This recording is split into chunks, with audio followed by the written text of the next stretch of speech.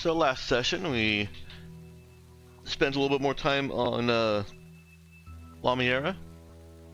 Spoke with Cassian and Zoe. Discussed the situation with the Infraworld and the universe, and even brought Zoe in on the loop, and got two different responses from Cassian and Zoe on how to handle the Union and UIS situation, and then threaded the middle with a suggestion of your own. After finishing up with Cassian and Zoe, went to go and find Portia Lin, tracked her down, and found that she's not doing so well. So you arranged a surprise meeting at the cafe that she frequents, which Elise was able to gather from some information around. And it seemed surprising. Your reactions to me seemed surprised that she was so willing to go back to the ship to discuss this further, and she gave the benefit of the surveillance doubt by saying that of course she's willing to go back because it's her ship.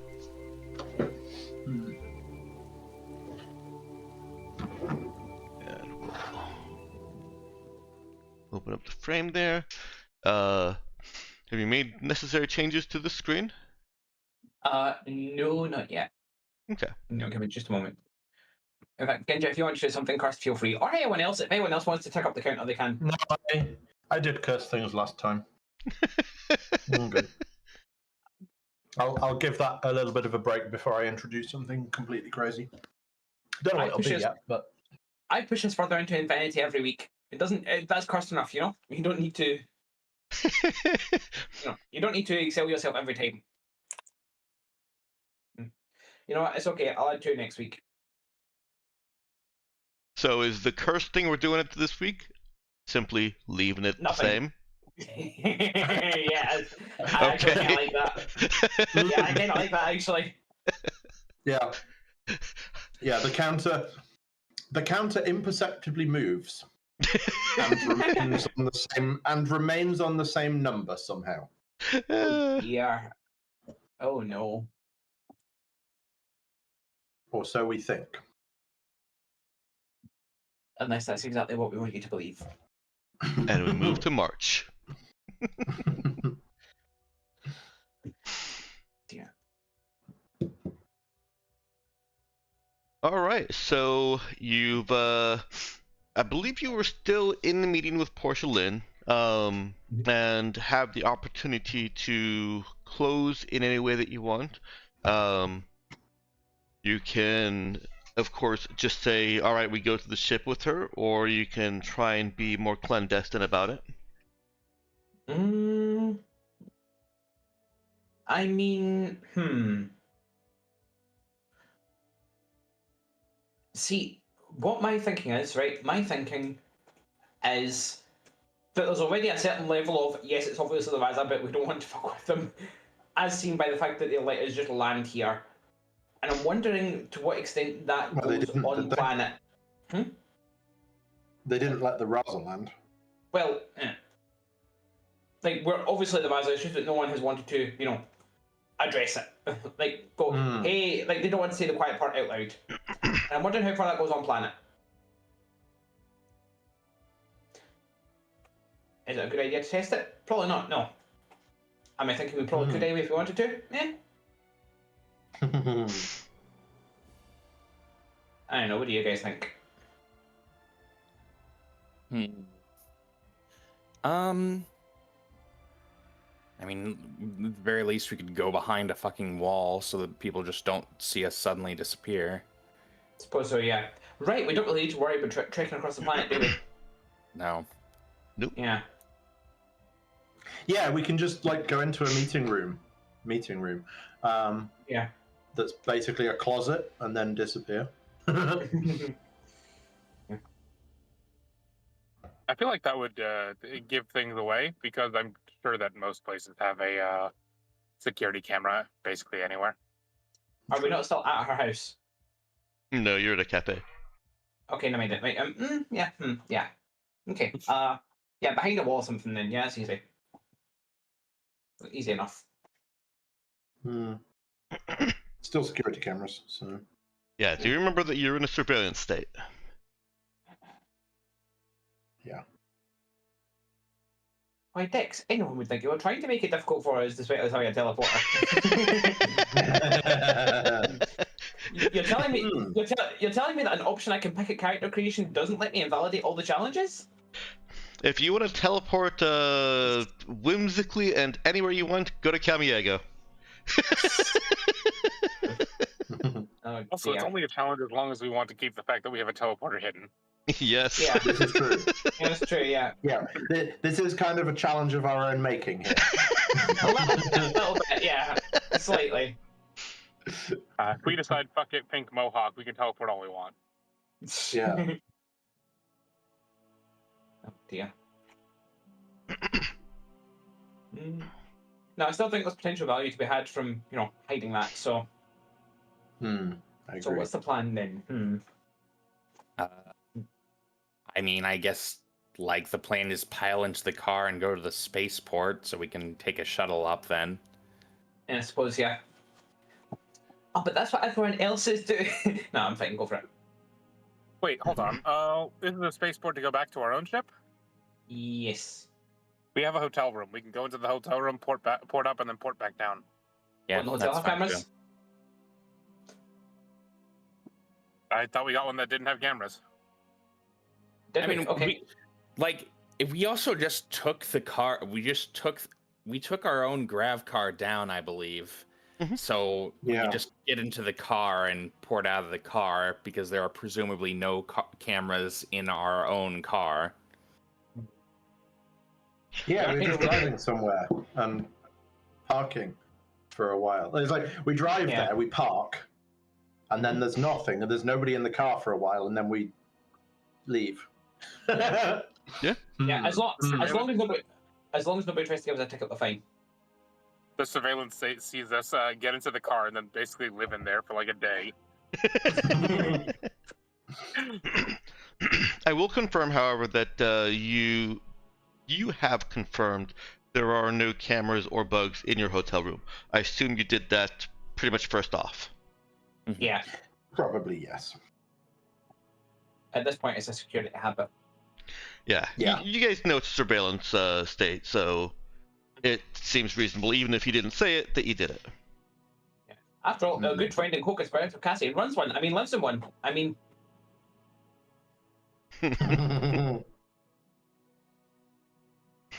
If you want to be extra paranoid, there are places you know of that are very specifically non-surveillance. They are places of intended for neutral meetings. You could always book something for an extended period of time.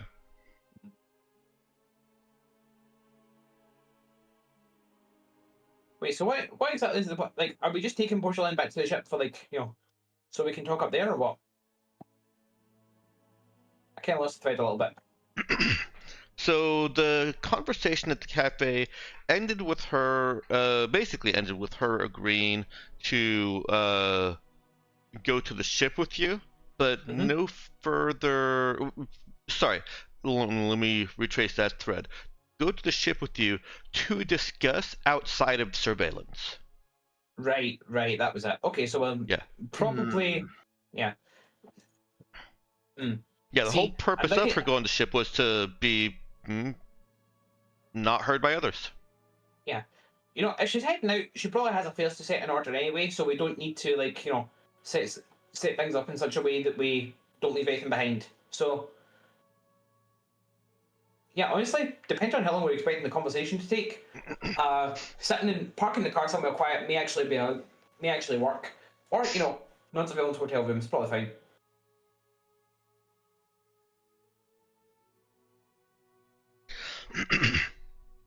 Yeah, so do you want to do one of those two? Park up somewhere, or go back to your hotel and take her back to your hotel and then teleport over to the ship?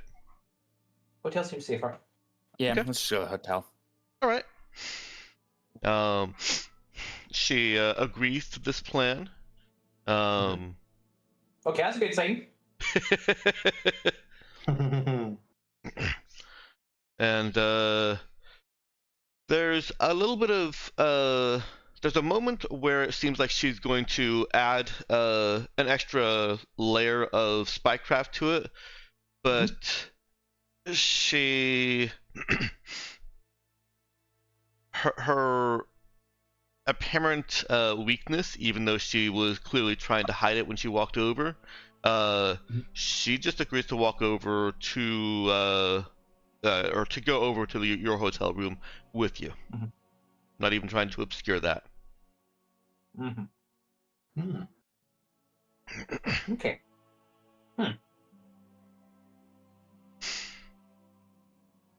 And after your lunch is finished, you head over to your hotel. I assume driving there at least. And then teleport over to the Raza. Man, she's going to be in shock at what's happened to the place, even if she doesn't properly remember, being here. Just like, everything feels different. Are you sure this is the same ship?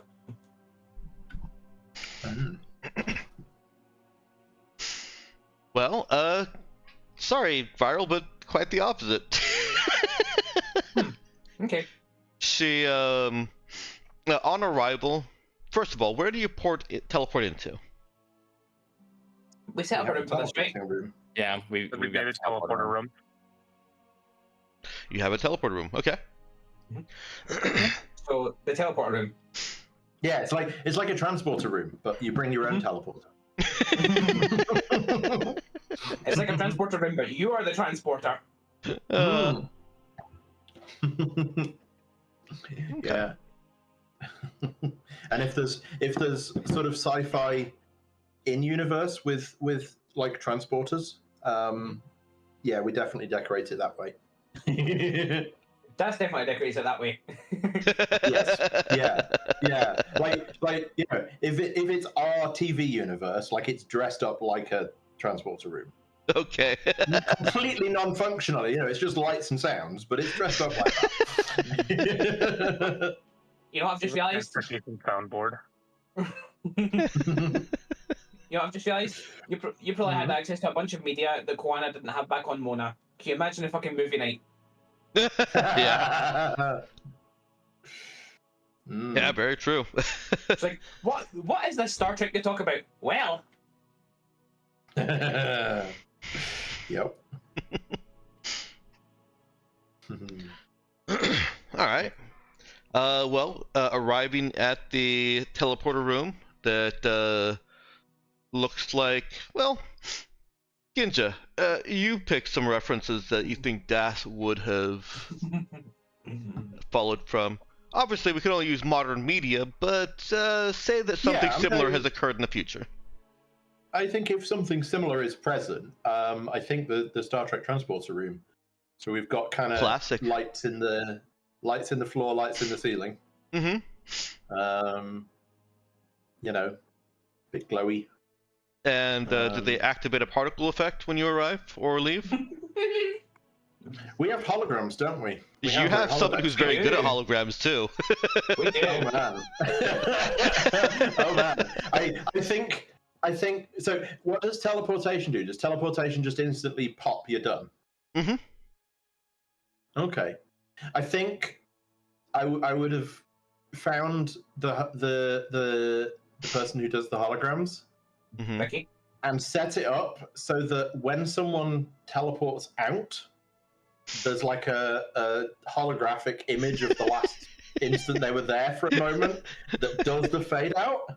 And when you teleport in, you get particles around you as if you've, basically set it up as much as possible to actually mimic. It's all on a switch so you can turn it off, but Das switches it on every time she's in there.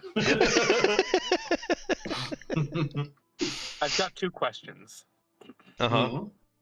Are we using actual manpower on this, or do we just have like an automated system that's like It's detecting like a motion detector. Detecting our no, and there's a security desk in there, so someone who would be watching cameras anyway is standing at the desk watching cameras. What we really ought to do is just put an iteration of Beth in here. Oh god. Follow up. You're saying that we teleport into the room, then there's a delay, and then there's particle effects, accounting for human error. Yeah. No, the particle effects trigger when someone appears. That's automated. Well, we find out when somebody appears because the guy in security presses a button somewhere. Not necessarily. No, we can have sensors. There can be a sensor that says, "Oh, there's a person there that wasn't there a second ago." So wait, trigger the particle effect. So it's when someone teleports into the room or when someone steps onto the platform? When they teleport in or out. When you teleport out, there's an after image. On an automatic sensor. Mm-hmm. Easily Seems done. like it's complicated do we have to set psychic up. sensors? Oh, what was that, Alex? Do we have psychic sensors? Can we detect when psychic activity happens? We probably can't detect necessarily psychic, but we don't need to detect psychic. We just need to detect there is a person standing there that wasn't there a fraction of a second ago. Mm-hmm. Therefore, play the animation. Yeah. I'm just imagining G-Shen walks in here and it lights up constantly.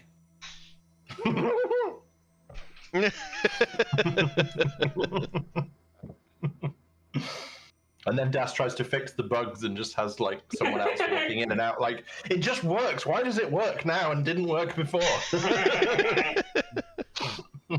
because it is working. Yeah.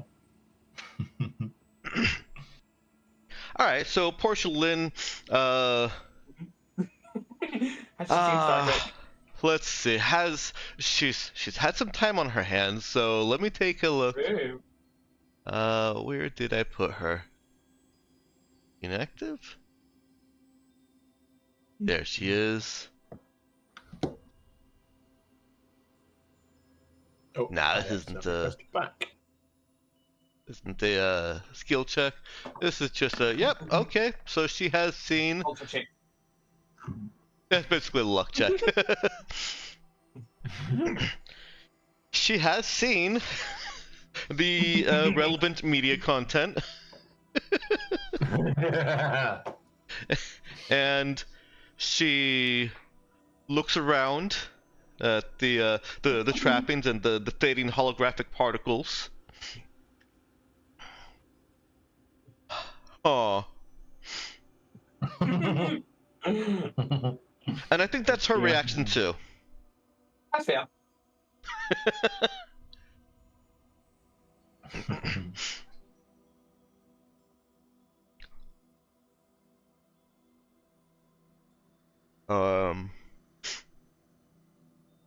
No, I think she's gonna ask a little bit further. Is this a functional teleporter? Technically, sort of. There's a part that teleports. God. Now she does know that one of you is a teleporter because part of the plan involves going to your hotel to teleport. Yeah. I assume you didn't tell her who was teleporting, and she didn't actually ask. Yeah. I mean, she could have inferred that we have a working teleport system. You know. If she's seen the relevant media. Yeah.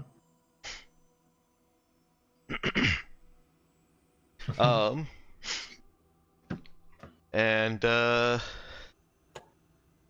she starts walking out.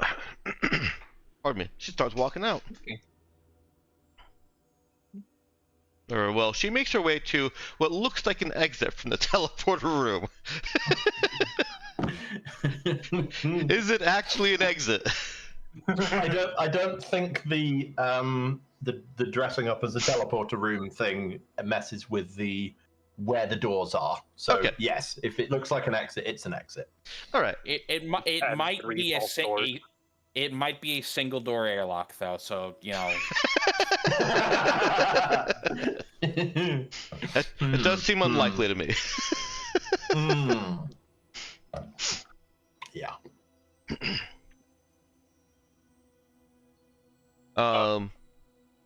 But her heading directly for the exit gives those of you with a little bit more of a sense for people the sense that she does feel comfortable, familiar, and confident in the ship.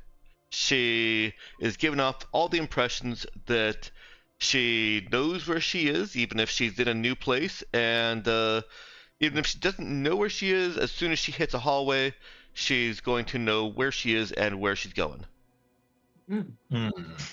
I guess effectively the same kind of sense that we had, where we don't necessarily know where we are, but if we know where we're trying to get to, we kind of have the instinctive, like, it's this way, and we just go. Yeah, that's exactly the impression that she's given off. Nice.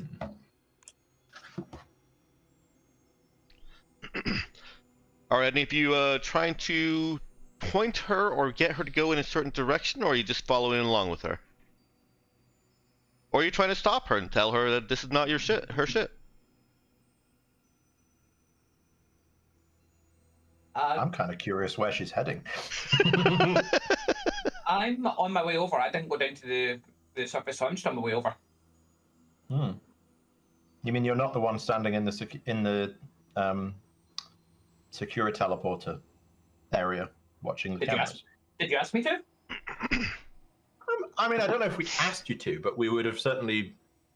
I think there would have been a secure message up that we were going to be coming up. Okay. So you would have known that we were going to arrive, I think. Wait, shit, yeah, no, I was there. I was at the fucking meeting with Cassie. Never mind. Yeah, you were on planet, so you could have stayed behind it at the hotel if you wanted, but otherwise you could have teleported into the teleporter room with everyone else. And that's why I wasn't standing behind the security desk. There you go. Yep, there you go.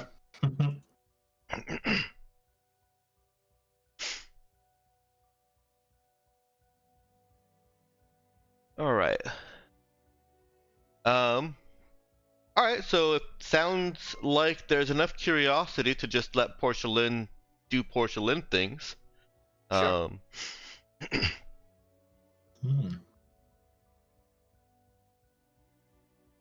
Yeah, I mean, I think there's probably a place we are trying to get to, or some kind of meeting area. But also, if Portia Lin is going to a place, We are. it's probably an important place, and I'm kind of curious what that place is. So, yeah. Now I have a question: is the door out of this teleporter room?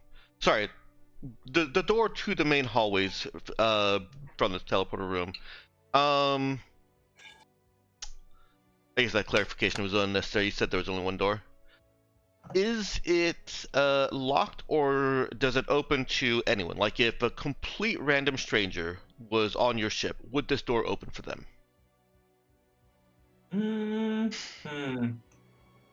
I feel like no, actually. I feel like that's something we were planning against. Okay. Well then, here's your first possible surprise. The ship does not seem to recognize Portia Lin and open the door for her. Remember, she's still in the ship as captain. Oh, right. Huh. And she challenges the ship and says, "Ship, open the door." And your ship responds with unauthorized access. Huh. Portia Lin did walk into a wall. Oh, dear. Sorta. I got it. So Sort we're of, dealing with. yeah. So clearly, we're dealing with a fake Portia Lin. Let's kill her and extract her brain. I agree with half of that sentence. The first half. I agree that the first half is plausible, and we should make sure. I feel like the second half is perhaps a little bit of an overreaction. just a tiny, tiny one, though. You know, nothing huge. Just a tiny overreaction. So then, what about an exploding part of her brain? We'll save that for step game. Yeah, we'll save that for part 2 when if we figure out it is a fake Portia Lin, then we do that. Yeah. Yeah. So what? I mean, I guess Das is probably more familiar with how this works. Like, what is the security system looking for that it's not seeing Portia Lin as Portia Lin, or at least who we think is Portia Lin as Portia Lin? The security system on the RAWs is generally looking for a variety of identifiers. It's not always just looking for facial recognition. For one thing, because that can be spoofed, and because people could be wearing disguises. It has a passive genetic ID scan. It mostly avoids invasive techniques like passive or active ID scan, genetic ID scan, sorry, by just kind of keeping track of where people are on the ship. Right. Yeah. If it knows that Das walks into Das is a bad example. If it knows that Percy walked into Percy's room, then Percy's gonna walk out of Percy's room. Is this the thing where like everyone else just walks through the door and Das keeps having to solve captures to prove that she's actually Das? You know what? I think that's fair. Every once in a while, Das does have to prove she's just herself. like teleporting. No, don't worry. They don't make you solve captures. They make you solve sliding tile puzzles. Now, of course. You know, like puzzle boxes. This does also apply only when you're not wearing your active comms, because it also uses, the Wi-Fi detection. As long as you've got connected gear on you and nobody else has your connected gear duplicated, then it's pretty much seamless. But yeah, I think Das has probably gotten challenged once or twice, and possibly even Kana. Although it's not as much of a problem. Well, it's not a problem for either of them. Das is just like, I can't open this door. There's a vent over there. Yeah. Das probably has. I mean, to be fair, Das has probably. We've been on the ship long enough. Mm-hmm. She got challenged a few times, got annoyed by it, went in the computer system, and was like, "Okay, Das is allowed to basically teleport." Did you tell us that? Probably not. Okay, in that case, never tell anyone ever. No, it's probably like you say, it's probably active comms. Das would just make sure that's on whenever needed, rather than going in and fiddling with stuff. Yeah. It's generally in the background. It's something that you probably would never even notice. But for security reasons, this is a military ship. For security reasons, access to main corridors does require at least the ship know who you are based on comms ID or where you've been. And those main portals into thoroughfares that give you access to much more of the ship have genetic scanning capability. And Portia Lin doesn't seem to be passing that.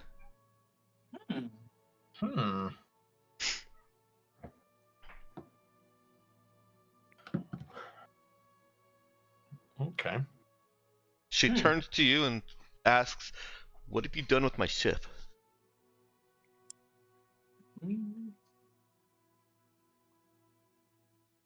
That's a good Nothing question. that would have that effect. And she coughs. Like sick coughs, not like excuse me coughs. Oh, wait. Maybe it's a good idea to get her to Riley.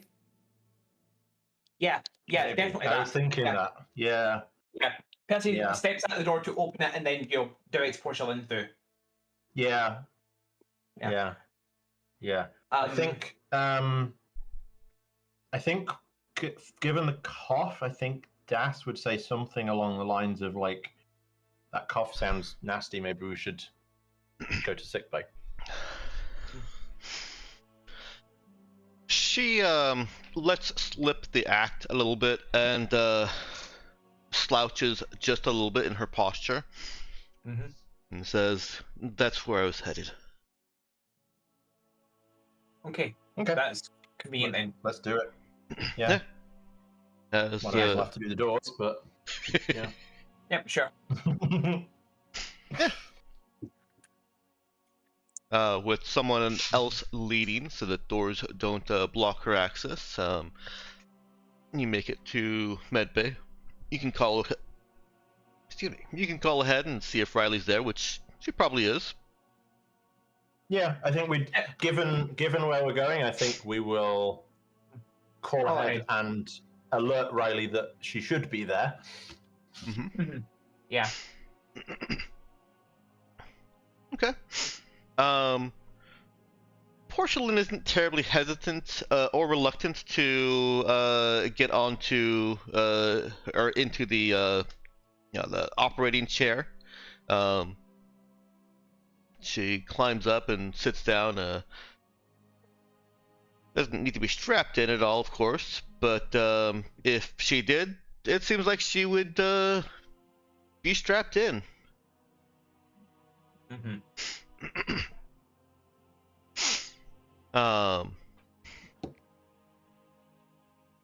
And I assume you want to do something with genetics since you were specifically asking for Riley?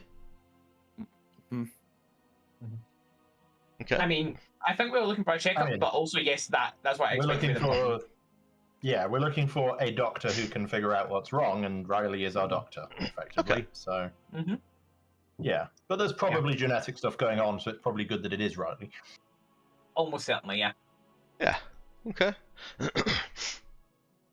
Well, even if you didn't call her over specifically for genetic fuckery, she still is going to be that invasive.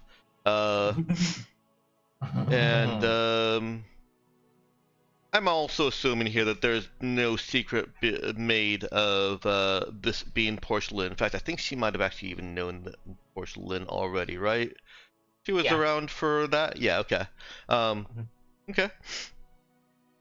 And in running medical diagnostics, doing a sweep, she at some point steps back from the monitor, says, interesting.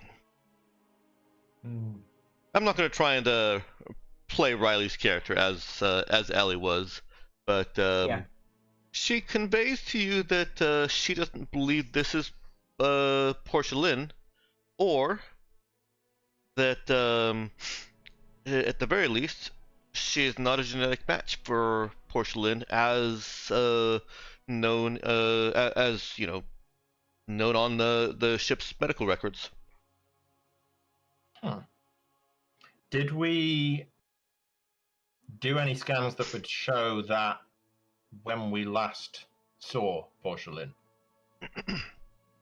I guess actually last time, because she's been on the ship before, right?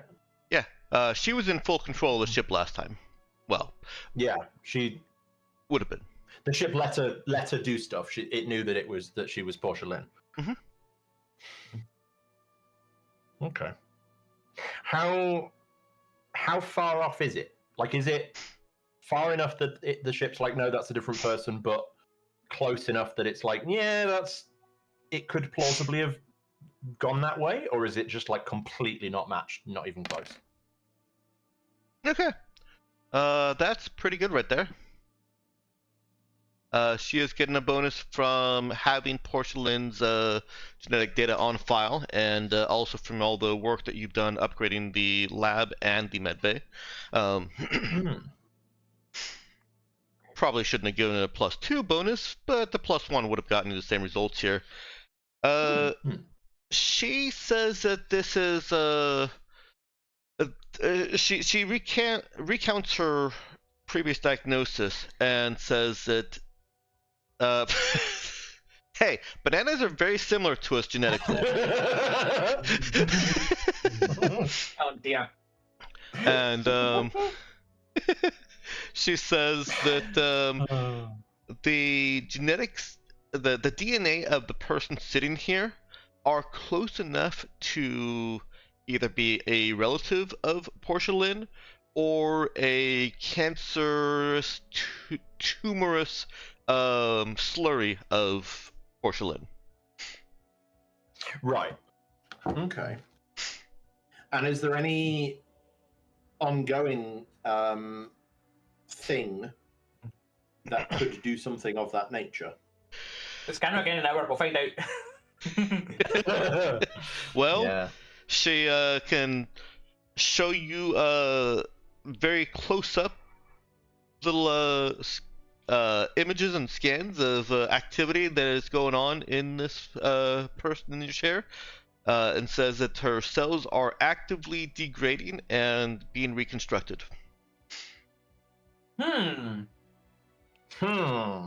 There is something that is keeping her alive, something non-psychic that is keeping her alive, which Riley hasn't been able to identify. It's also non-genetic, but genetically, she's dying. If there wasn't something that was continually reconstructing her, she would probably be dead within a few minutes, according to Riley.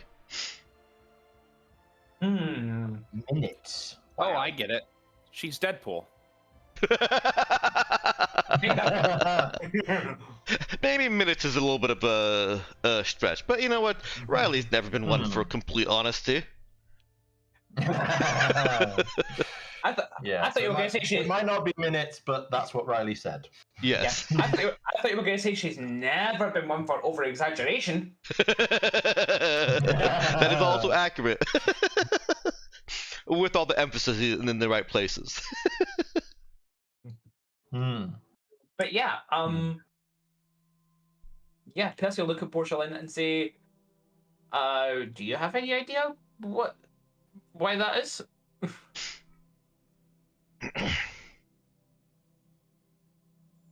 She stands up from the seat, putting some effort into it, and she says,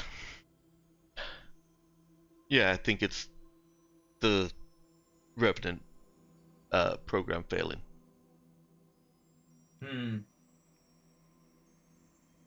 Yeah, that would make sense, wouldn't it? Shit. You know what? I think I'm starting to see why the Audrima? I don't remember if we'd said wanted to see you.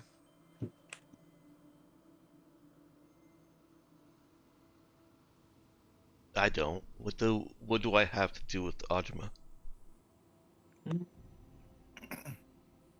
Oh boy. It's complicated. Make it short. I apparently don't have much time. Audrima has an interest in you. And I was right. And it's an interest that has lasted a very, very long time.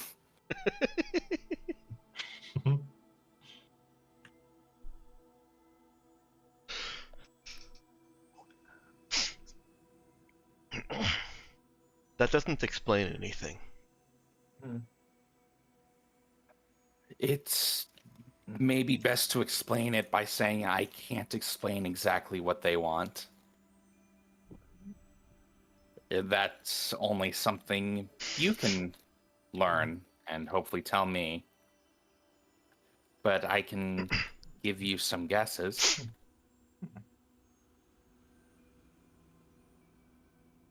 I'm listening. Can I just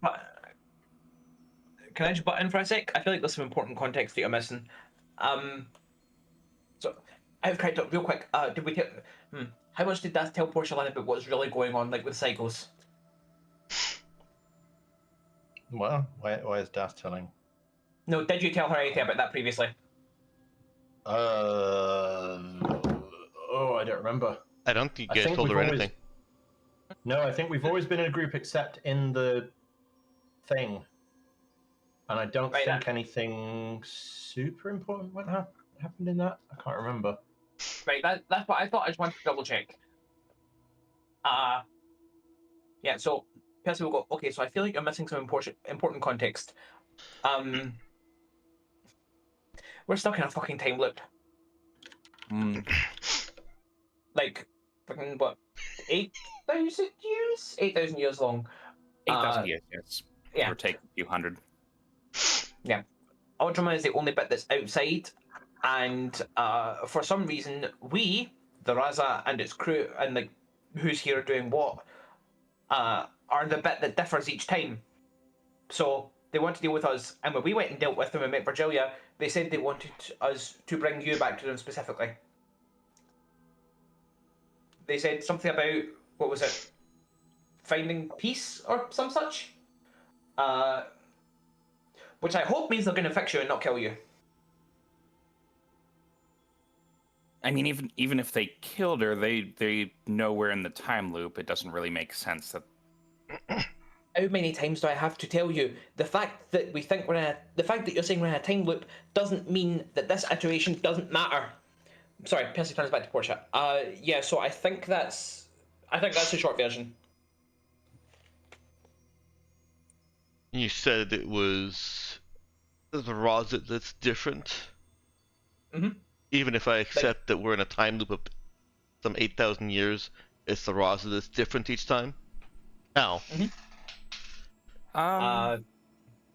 I think it's hard to say for sure. Based on what we've seen, it might be strictly who is present some months ago at the when the Raza awakes from cryosleep. Like how you weren't there, fucking Android wasn't there. Who else was there? That dude that was going to betray us? But I was here, Das was here, Taj Mashiro was here, so on and so forth. It's a different arrangement of people each time for different reasons, apparently. Then we probably attacked them and they want the captain of the Raza. No, I don't think that's the case. Who are you? Oh, I'm Virgilia, I guess emissary of Audrima is about as accurate as I can say right now. And you can't tell me why they want me?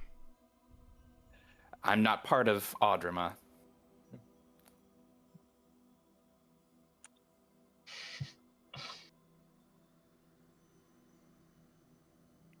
So I am not part of Audrima, so the inner thoughts of Audrima are unfortunately not as known to me as I'd like at times. She looks over to Riley and asks, "Can you fix me here?" And I believe that Riley's instinctive reaction would be, "Of course," but I want to let you guys guide this part of the narrative. Mm-hmm. How do you think, how does Riley respond? She is boisterously confident as ever, or is she more circumspect under the circumstances? I feel like she says, totally, and Siri's standing behind her, shaking her head vigorously. Yeah, I think that's the accurate way. Is I think Riley think it'd would be be something really like confident, and everyone else is just like, we might do something, maybe. My personal thought is like she'd say something like, "No one's ever solved something like this before, but I have some brilliant ideas that are sure to probably work." Yeah. Honestly, Riley could see what she's like, just standing behind her, like, oh. I think that's a perfect take on it. Yes. Portia Lin looks away from Riley. And you don't think this Audrima means harm to me? She looks over at Virgilia. I don't. I do know that Audrima expects the loops that Percy mentioned to continue. Fine, then take Killing me there. would. Okay. Okay. All right. That was easy.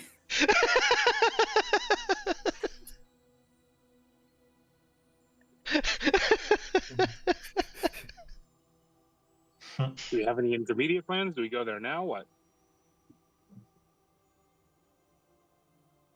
Even with the healing, Riley, how long does she have? Riley's still confident that she should be dead within minutes, hours, or days.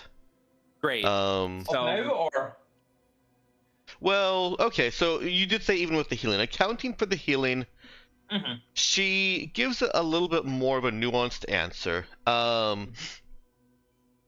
and says that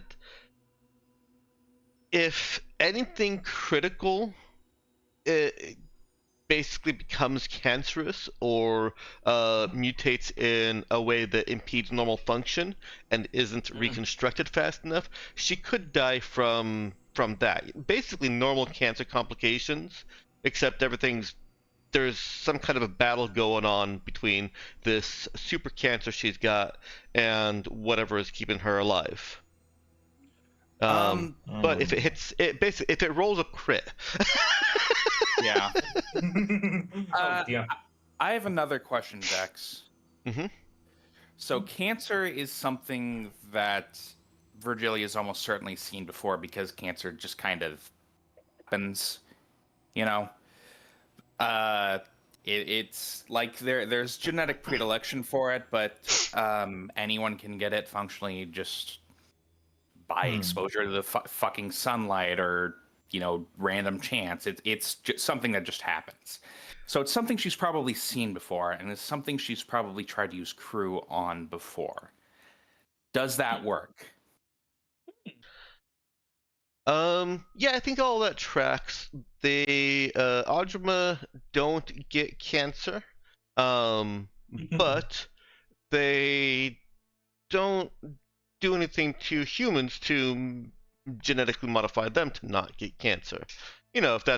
If that's why they're not getting cancer. So yeah, I think Right. Virgilia has seen cancer. And go ahead and post up the text of the power again. I may need to modify a little bit Okay. in what it's intended to do. Right. That's kind of what I'm asking here because, Right. hold on a moment. I think this one's it. Yeah.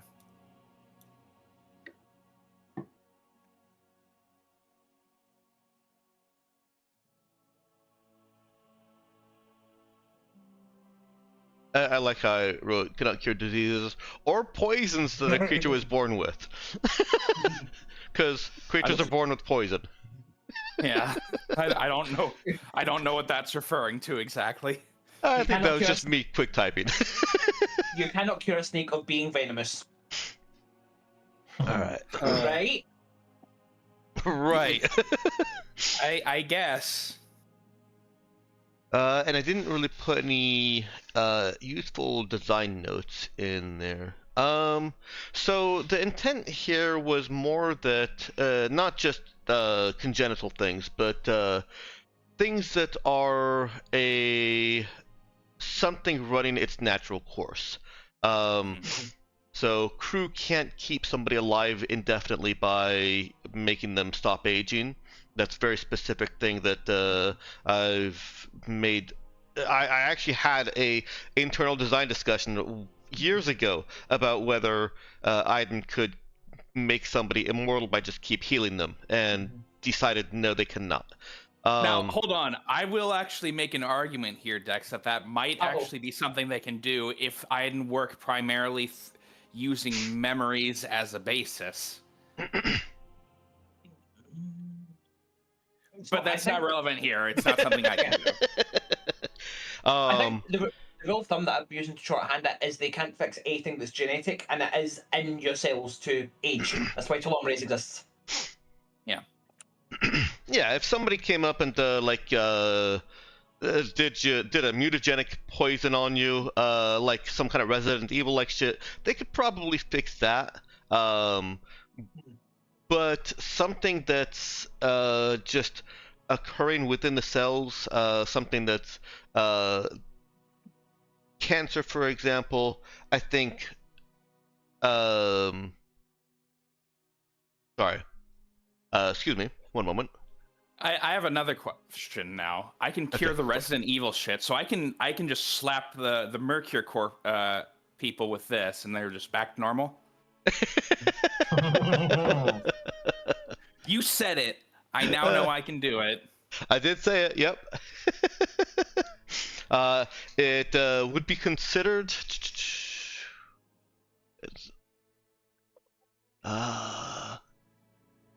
I've lost. Some exceptionally dangerous or aggressive melodies may resist the curative, requiring a skill check. So yeah, the Resident Evil shit would require a skill check.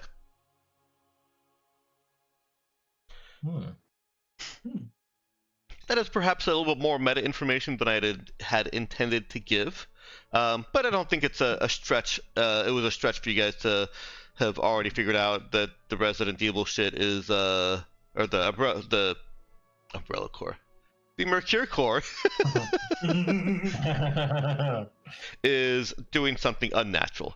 So that's Really? kind of the line that I'm drawing there. Is I don't think Virgilia can cure cancer or things that are basically the body dying by itself. I've just realized something. Portia Lin actually does have turbo cancer. Yep. Yeah, she very much does. Oh dear. Also, you're telling me that Mercury Corp, who can cause people's bodies to pull mass out of nowhere to grow, are doing something unnatural. Never would have guessed. Yeah, I let that one slip.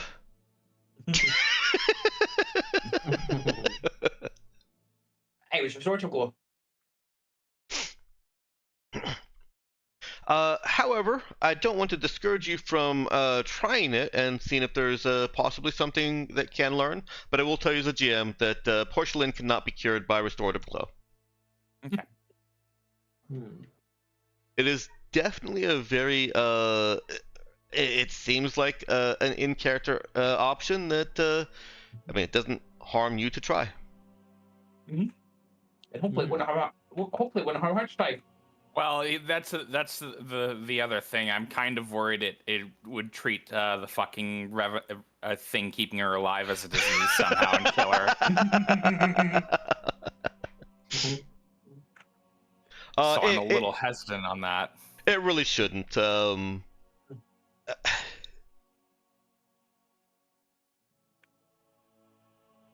Yeah, there's.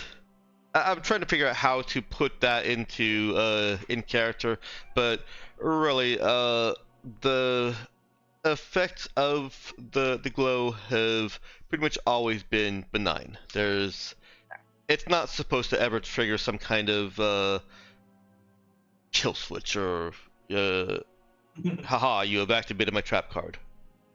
You wouldn't put a trap inside a person, right? Oh, wait, absolutely, I would. Yeah. I was gonna say, hang on a fucking minute. That's what we do to teleporters. I mean, I was talking more about the Mercure subjects, but that too. No, one of the ways of controlling teleporters is implants a bomb that goes off if they go into restricted areas.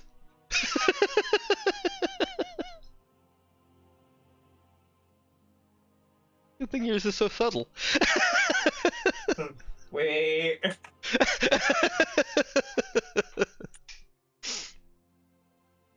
So back on track. Did you want to try that, Lulu? Yeah, let's go ahead. I can give her a little boop. Okay. Is there any explanation of what's going on? There really should be. Yeah. If you want, I can try something. I don't think it'll work, but I might be able to heal you, sort of.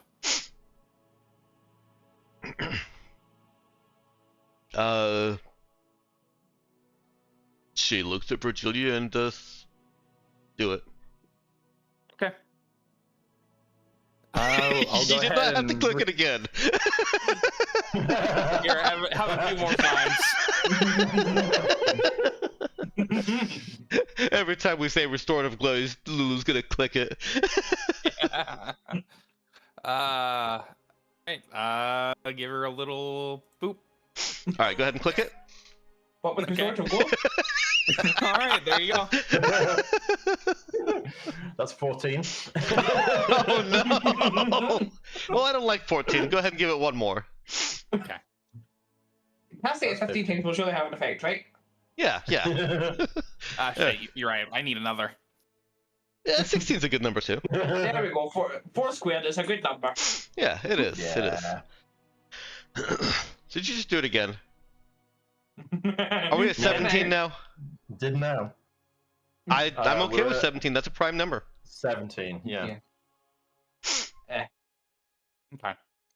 18. All right. There's one more. I think it needs to be old enough to smoke if we're dealing with cancer. Oh dear. Also enough to drink. Yeah. In some places. In the same parts of the world. Yeah. Yes. So, as you already knew, meta-wise, it's beyond Crew's ability to kind of remind the body and revert the damages that were done. And it does feel very much like when Virgilia has tried to cure cancerous people on Audrima. Now, I'm going to give you a little bit more context for Audrima because it's something I hadn't thought about. Yeah, cancer is something that occurs on Audrima, and I think possibly one of the reasons that Virgilia would have wanted to try and cure it when she sees it is not only to ease suffering, but because I think that the people that get cancer on Audrima, they disappear before they die. Yeah. Huh. That does sound right. Okay.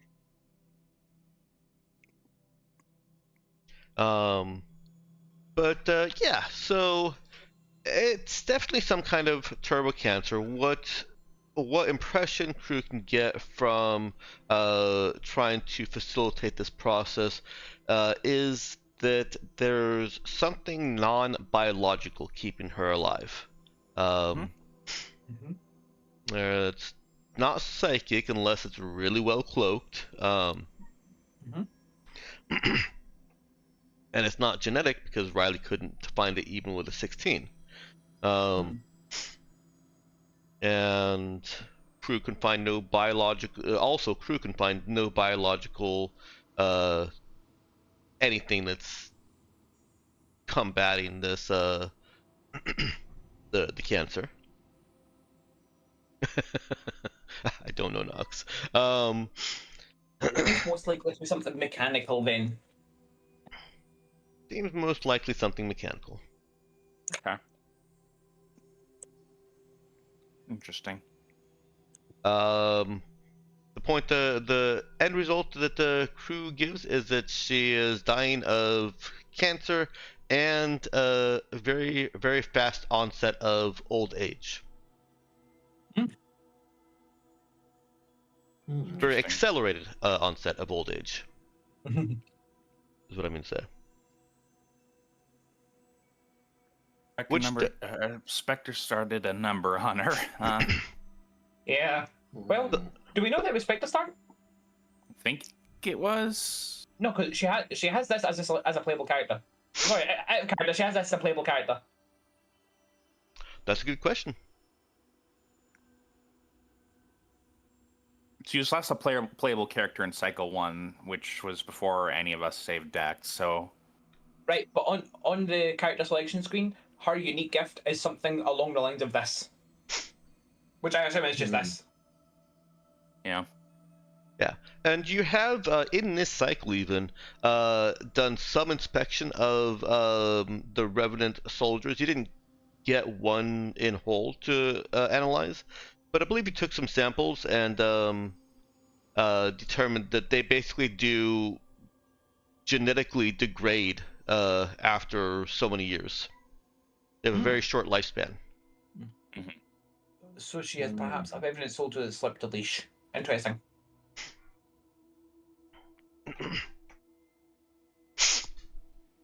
Hmm.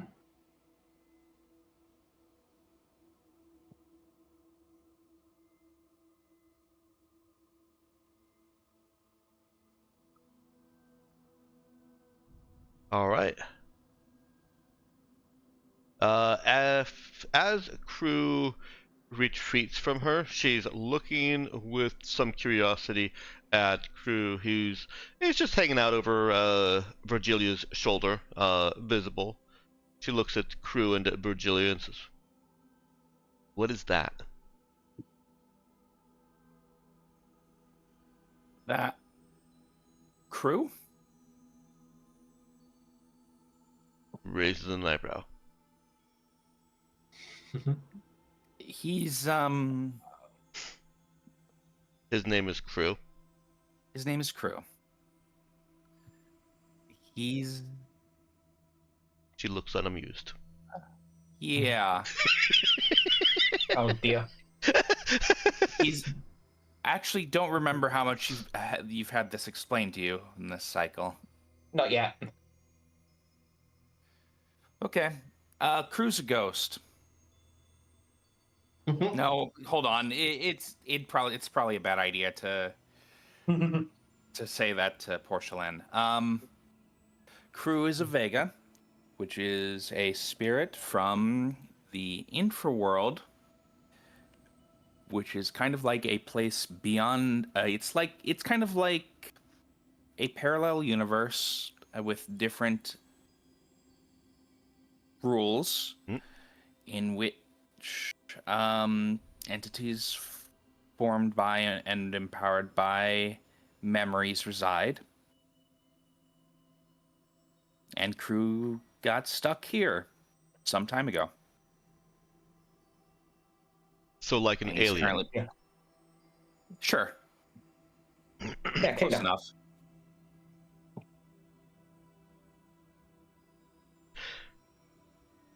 She nods and seems to accept this and then coughs.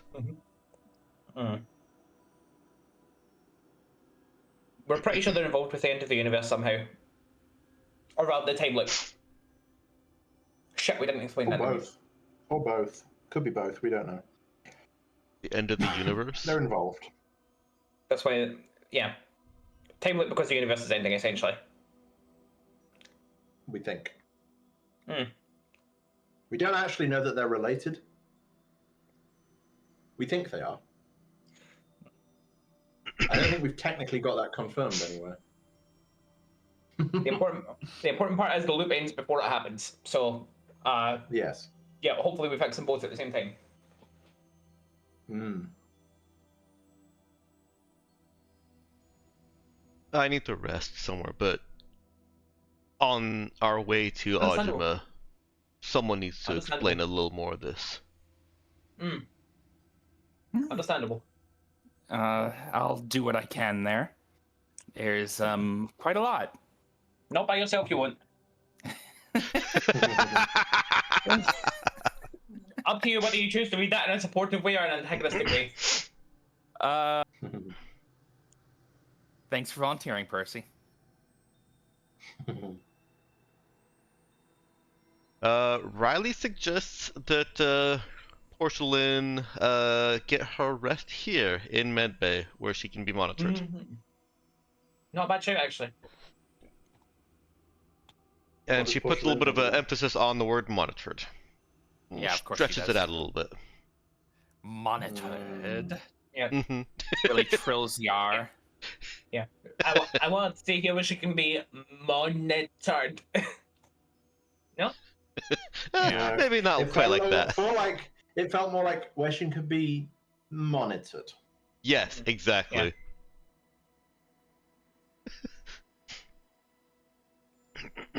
So she says she like really rolls monitored while licking her lips.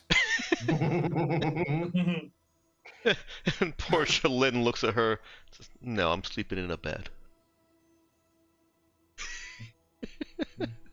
Yeah, valid.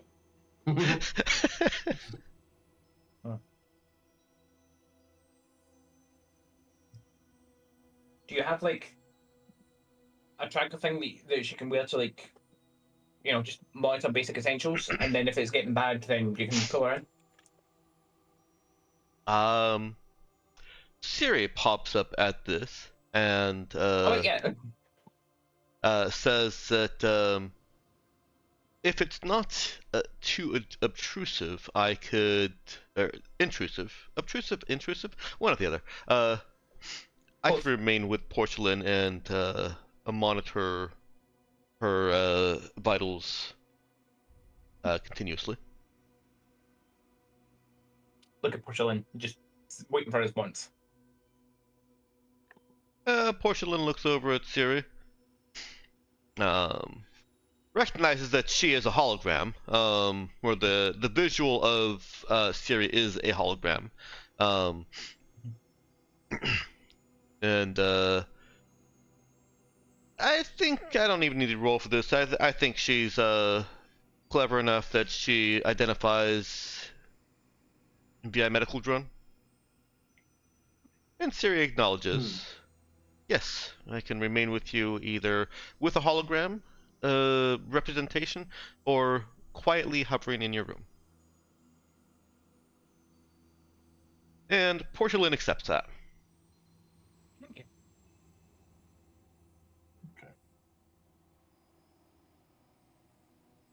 Do you take her to a random room or you take her to her old room? Don't believe anybody's moved into her old room. If that's the case, then I think we put her in an old room. I think we'll see. How far is that from Medbay? Is it like miles and miles and miles away? No, I think Medbay was close to oh goodness. I don't Close actually to kind of crew know. quarter area, so. I think Medbay would be pretty central to quarters because you obviously don't makes want sense. to have to go far. But that also takes it away from the bridge, which is fine. Yeah, no, I think there is a captain's room that's kind of a second bedroom, or can be used as a second bedroom. I don't know if anybody's occupied that one, but Portia Lin had her own room. Let's give her her own room, not the captain's room, because that's still kind of a. We still need to talk about that. Yeah. And yes, I think that's close enough to Medbay. It's not, perfectly. Okay. It's not the closest thing to Medbay, but it's close enough. It's not next door, but it's not like all the way across the ship. Yeah. Okay. Yeah.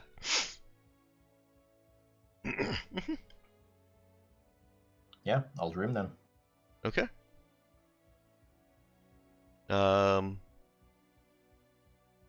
She makes her way there. I assume somebody is staying with her, or are you guys just letting her have free roam of the ship with just Siri following her? I mean, Siri counts as someone who's staying with her. Okay. Yeah, I mean, I think we'd. She's in the ship as captain, right? But it doesn't recognize her. Yeah. I think if we register whatever the ship currently recognizes her as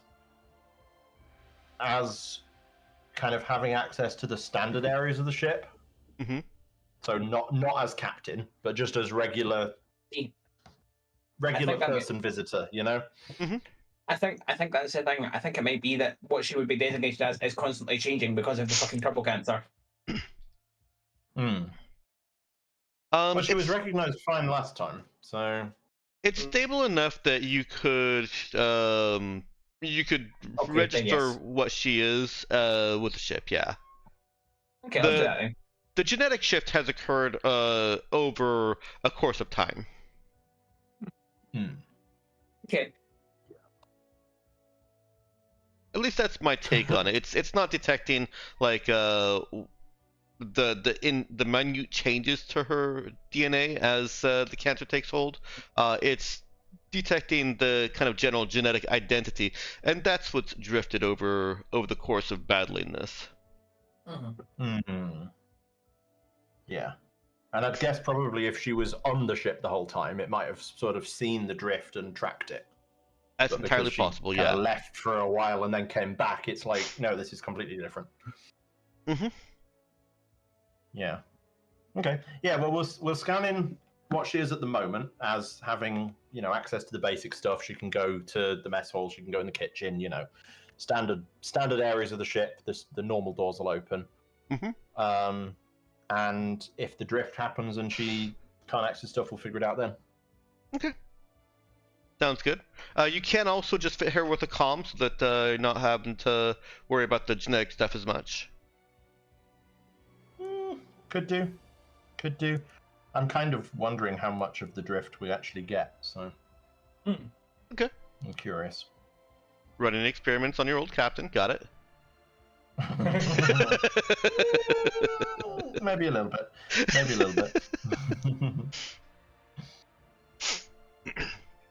Okay. Well, she goes to her room and with only Siri there, you don't get any further narrative of her plopping onto bed and kind of drifting off. Not genetically. Mm-hmm. I want to make that clarification there. Yeah, it's an important clarification.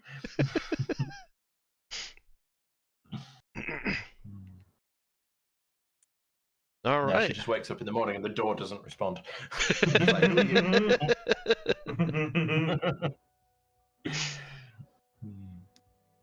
And that's why we couldn't leave her ourselves, so that someone can open the door.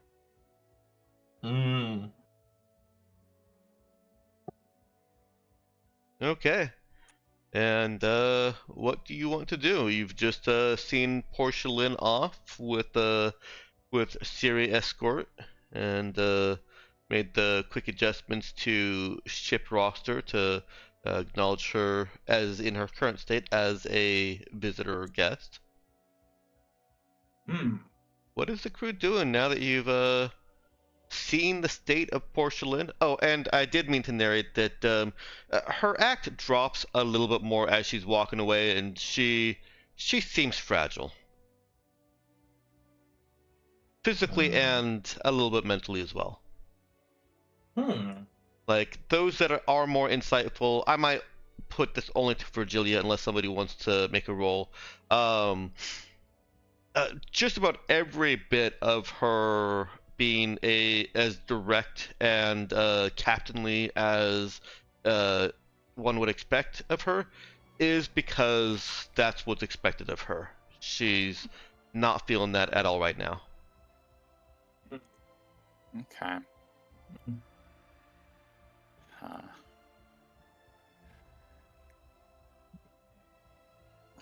Sorry, I was glancing at something. What was the question you asked me? I didn't. It was information. Okay. Yeah. Basically, she's struggling to keep up the act. Yes. That's fair. And it is an act. Well, there's not too much that I don't think that can be done about that at this time. So I will note it and Yeah. I think. Well, are you sure you don't want to get some rest? I guess that's the thing to ask. Oh, she's going off to do that right now. She's gone to do that, yeah. Yep. In fact, this describing her mental and physical state was basically the tail end of conversation with her. She's gone now. Okay. Perfect then. Well, yeah, she does look rough. Feels rough. But that's about to be expected.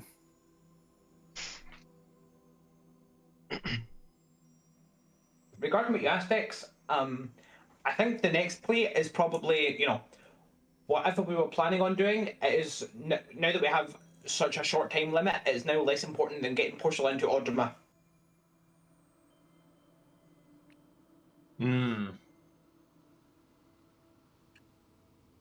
Harley. We came here for two things. What were the two things? Was it talk to Cassian. Cassian and get Portia Lin? Yep, Yeah. I believe so. think we're done here then, and we head to Audrima ASAP. Well, the good news is we could, in theory, make it there in one jump. Would you like me to bring up the map? Yeah. You could swap that word for hour, and it's still true. Did we have the infodrive active when we went there last time? Oh god, we could get there instant. You did not. I don't think don't we've been there since. No, Mm-mm. No, don't think so, no. no, because we did we activated it in whatever system the Nox is in, and then we turbo jumped through Carafali to Andois, Mm-hmm. and then we regular jumped up to Onlau, Yes. and then we regular jumped to March. Yeah.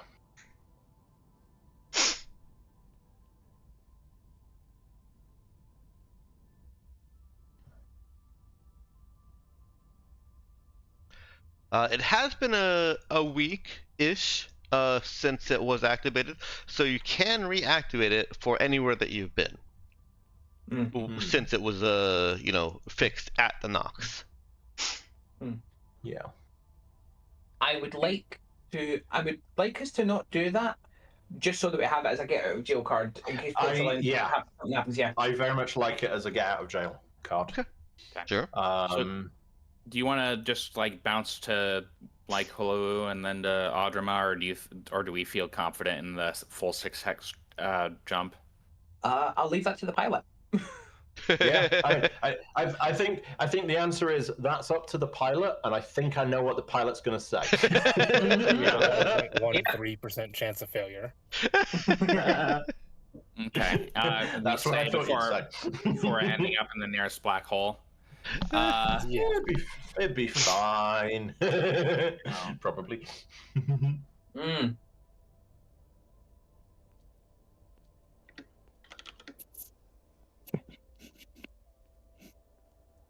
All right. Well, is that the plan then? Prepare the ship to just get on out of March. Get on out of March. Yeah. Okay. Once the medical stuff once it became clear that we didn't have much time, they kind of had left to go prep to do that. Okay.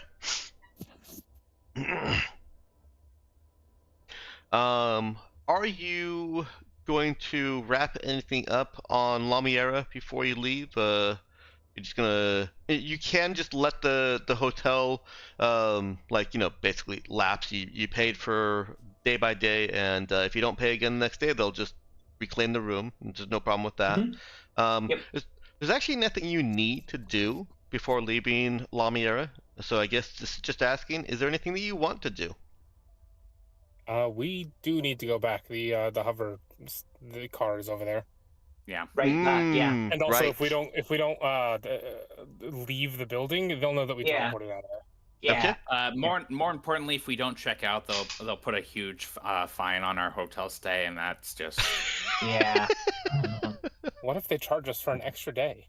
Like 6 credits. Oh no. Yeah. Oh dear.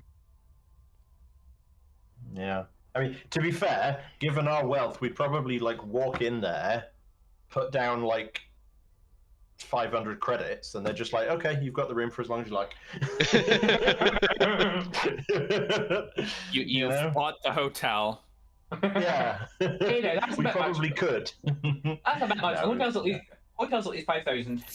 Yeah. Yeah. Derail the campaign to start being hotel tycoons. Yeah. It's late in the game. I feel like that leads to us we get maybe a half a session of that, and then we time skip to the universe ending. Yeah. Yeah. That's about fair. You know, I'd give you a have about full half a session left session. in today's game. Oh dear. Hold on. If we destroy the time reset thing first, we can play post-apocalypse hoteliers.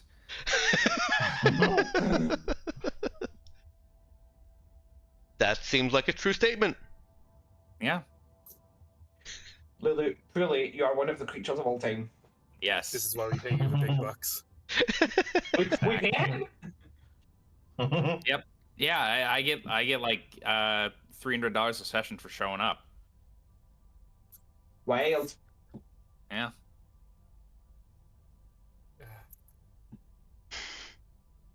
I was gonna make a joke about my Twitch earnings, but I decided not to. And that is the joke. All right, so 30% of the Twitch earnings go straight to Lulu. My God, $0 entire dollars. I make a couple cents each stream. Yeah, My $0 God. entire dollars. Those cents go directly You to know, Lulu. there's a few cents, but $0 entire dollars. I think the amount you get from making the stream goes towards powering the camera you use to run the stream. Oh dear. I don't think the money I make from the stream even pays for the electricity of having a monitor up. Yeah. Probably not. Yeah.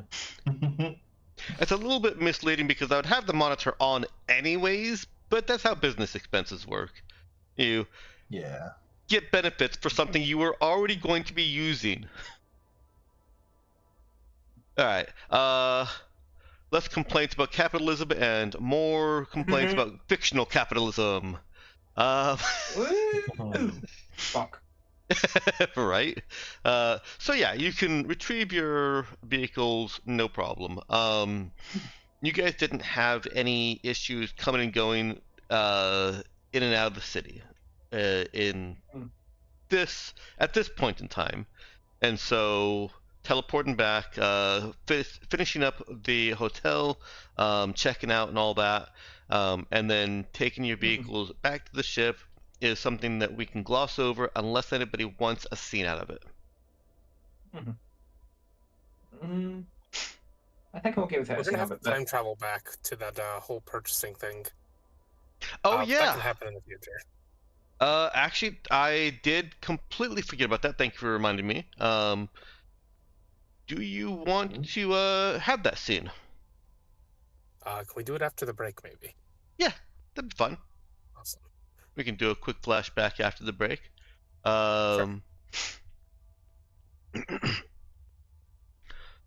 So for now, y'all gather back at the Raza. Portia Lin is resting, and you can make your way to the horizon. Do we need to hyper jump this, or can we just go? I think we can just go. I know. I think we're fine to just go. Yeah. Okay. I mean, we went from Audrima to here, so we have that. Right, shit, so we do. Oh. Yeah, which makes it like a DC 12 check, even if we rush it both ways. Then yeah, we should be fine. Nice. Let's pop back over. Yeah.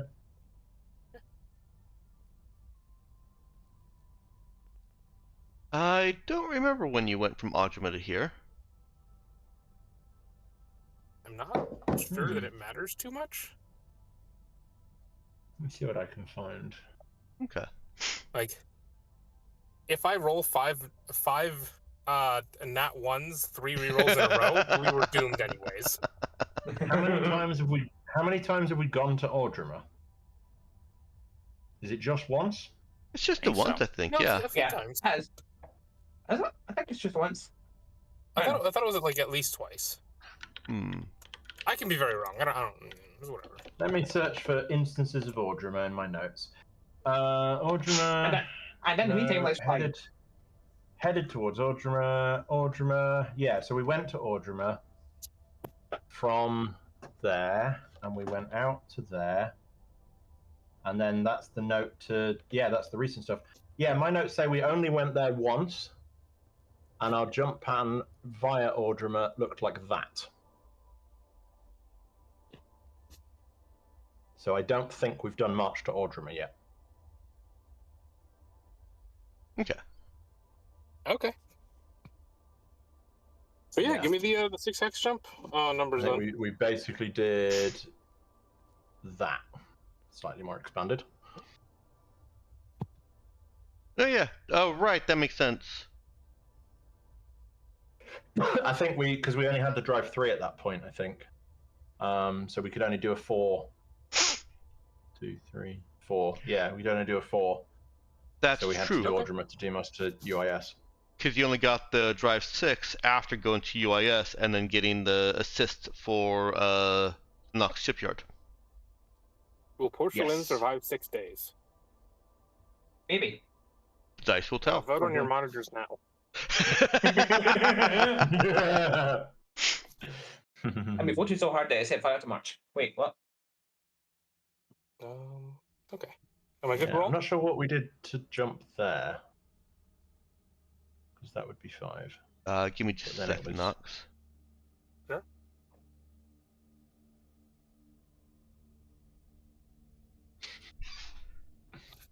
Yeah, your difficulty is 16. Right? 13, 7 plus 6 for Uncharted, and then plus 3 for 3 full hexes. It is 3 full hexes, right? Yeah. Yes. Yeah, okay. 6. Okay. All right. A 19 makes it, and Only just.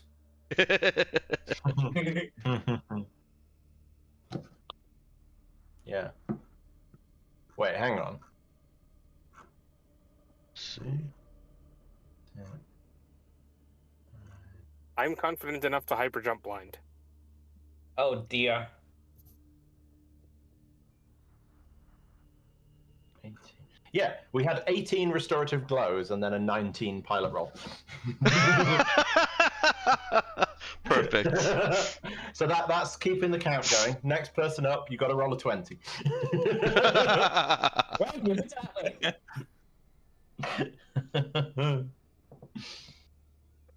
All right, and does this sound right that it's 2.5 days, Nox? It's 6 hexes, so it's 36 days divided by 7, your effective drive level. And then divided by 2 again, well, divided by 2 for Starfarer 2, right? Yeah. Okay, so yeah, 2.5 more days later.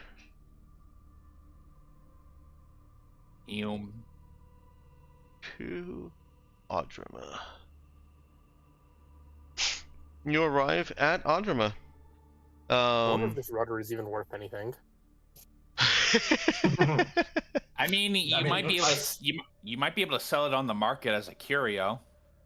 It's Yeah. I feel like 6 hex rudders are not going to really be worth anything because nobody else can use them. well, it's a 6 hex rudder from March to Audrima. Nobody goes there. Well, yeah, nobody goes there, and nobody's got the drive to use the rudder anyway. Like, Use the yeah, rudder. Yeah, like, that's what I'm saying. A 3 hex rudder to Audrima, maybe. A 6, literally nobody has it. Here is a thought. We sell the rudder. Anyone who expressed any interest in buying it is immediately a concern. We'll put it on the market. We'll put some big 6 hex things on the market, and if anybody shows any interest on it, we'll just put them on a list.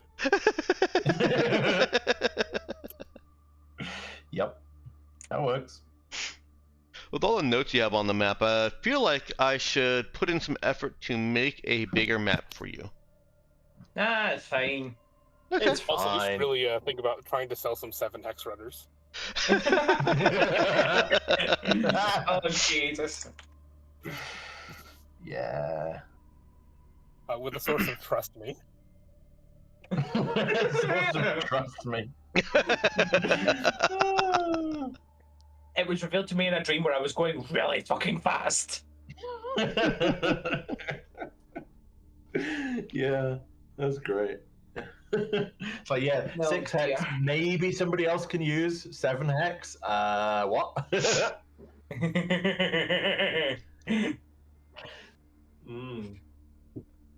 All right. And on arrival to Audrima, you get the same standard message that you heard the first time you arrived. Basically saying you I think it includes leave or prepare to be boarded is I think what it was. Boarded, yeah. Yeah. Prepare to be boarded. I remember I didn't react to it well. Yeah, no, I don't think too many of you did. Yeah. Yeah, I think we had some opinions. It was Oh, very you want Wrong forceful. opinions, but You opinions. guys want to try resisting again this time, or Probably for It'll the work best that this we hope. time. yeah? Sorry, what were you saying there, Spiral? I said, not this time. Okay. Ah, there it is. This space is controlled by Audrima. You are not welcome. In 24 hours, you will be boarded, your worthwhile goods confiscated, and your fuel tanks filled if you still live. Yep. Yeah, that's the message. Yeah. How do we say, hi guys, it's us? I'm going to go. Virgilia is going to go ahead and send a ping to him, and with the quick message, Portia Lin here. Okay. Maybe speed this up a little bit. Okay. You are coming in from, well, you're arriving in an origin, region of space, or a region of space. Oh wow, words. You were right. You have an origin region of space destination that is not even remotely conceivable for them to have anybody at. And so there is no immediate military response like there was last time, even if you didn't notice it. And you get a response back to Virgilia's message of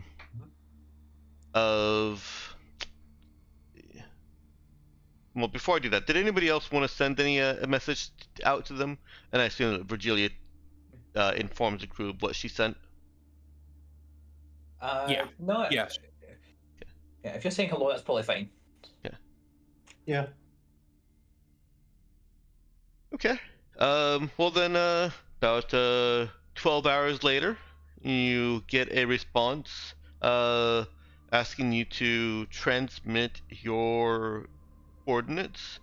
Well, no, probably saying to meet at certain coordinates. It's looking for a meetup. I'm not gonna go into the orbital mechanics because I was about to dive into that rabbit hole. Yeah, it's offering to meet up with you somewhere, and also asking you where are you. We're here. They're asking very specifically where you are within their system. Yeah. Unless there are any objections, I'll go ahead and transfer the coordinates. Yeah, we're here. Oh, I see. I took that as a standard viral sarcasm. What? Standard? Excuse me. Yeah, we're in the Audrima system right now. See, that was sarcasm. Okay. Where am I? I'm sitting at the radio console. That was even more undeniably sarcasm.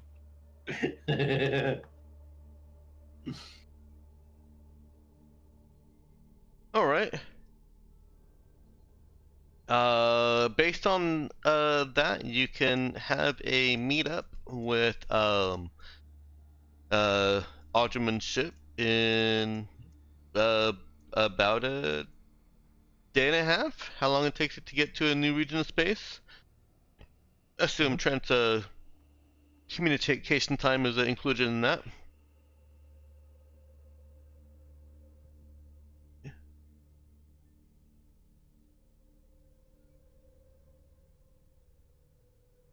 And I think we're going to take our break a little bit early. So that I can refresh myself on a few details and give Nox time to prepare for her scene.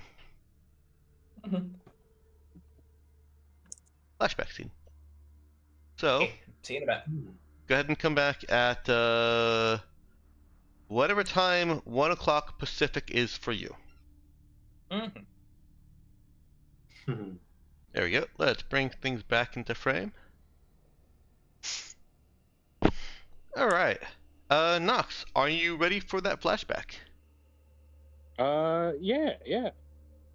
Okay.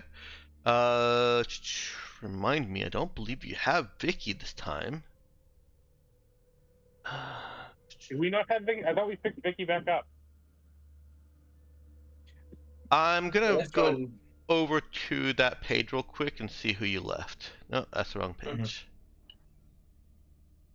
It is entirely possible that we just don't have Vicky, but we do have Siri. Bless you. Thank you. Badu. Where? Okay. Where's my Oh, there it is. Okay.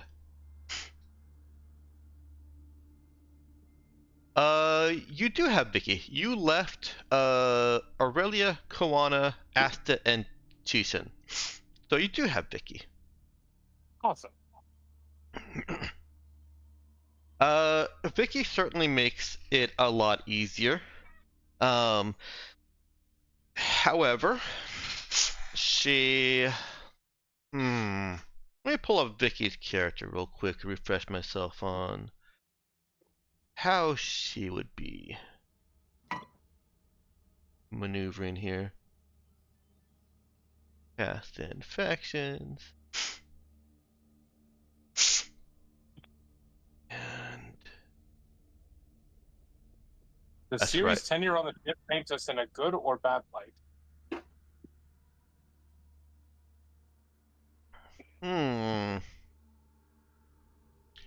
Well, you do have her mainly working with Riley. I mean, she is hired as a medical associate. It would be weird if we had her, like scrubbing the life support fans. Yeah. Mm-hmm. She's a doctor, not an engineer. They're a doctor, not an engineer. I don't know what gender Siri has. I would say that that Siri could provide a statement in your favor. Yes.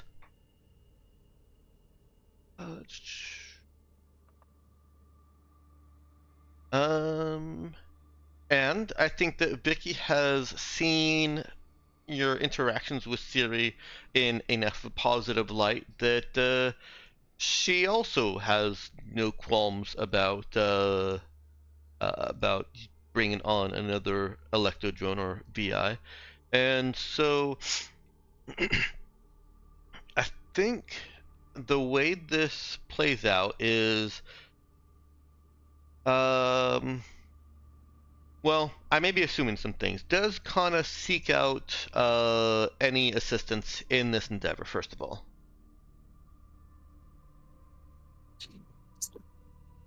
Yeah, considering she had asked around for how Siri had gotten That's onto right. the ship.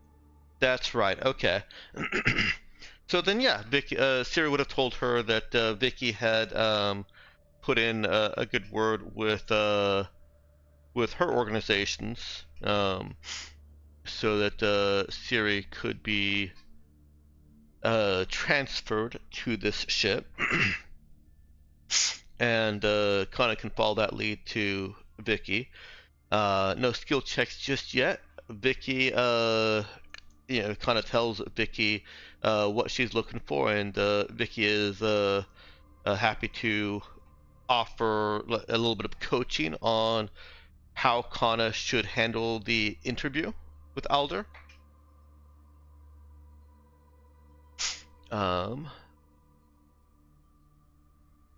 Elder. Yeah, there we go. Elder. Trying to make sure I've got the actual.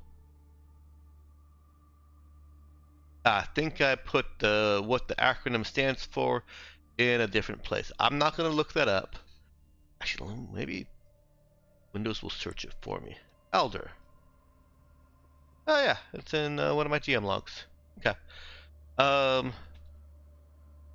Anyways. So Vicky can give Kana some pointers on handling the interview with Elder. Elder is basically uh, the organization that is working in conjunction with Lamiera governing bodies, the houses, for how to effectively keep some trade of electro drones going in an ethical way without there's a lot of legalese backing it, but basically they're trying to make sure that they sell electro drones in a way that will not cause any future legal problems if the electro drones are deemed to be people with rights. And so that's basically what Vicky can help Kana navigate the approach, the interview for.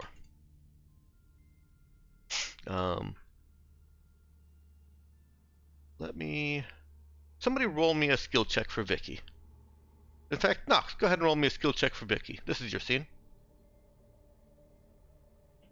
Oh, you know what? All right. Sorry, that's probably a little more difficult for you. I'll ask anybody else to roll that. To find out how to scroll. No, don't worry about it. I'll ask somebody else to roll it. I realized asking you to roll anyways was a violation of my own preference that somebody else roll it to get them involved. I volunteer to roll it, but I have a cat sleeping on my hands. Okay. Lulu. Arms. It's unfair picking on Lulu. Lulu is currently muted. Ginja, are you able to roll for Vicky? I have sticky orange fingers. Oh dear. Here, let me go ahead and roll for Vicky. Okay. Where's her sheet? Trying to find her sheet. She is an E1. It's not alphabetized. Well, she's yeah. Okay, I found it. Flavica. Flavica, yeah. Okay. Yeah, she just goes by Vicky because Flavica. it is now properly alphabetized. Okay. Yeah, she's able to reconnect with some of her old contacts in the movement, and to get Kana an expedited interview.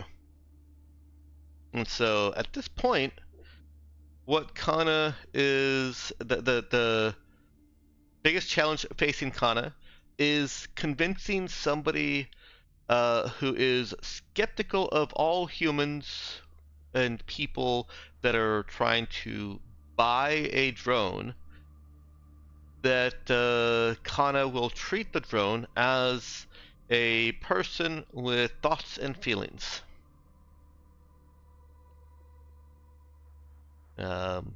Because he got the coaching from Vicky, you will have a +1 on this roll, and I'll ask you what skill check you want to put forth to make that roll.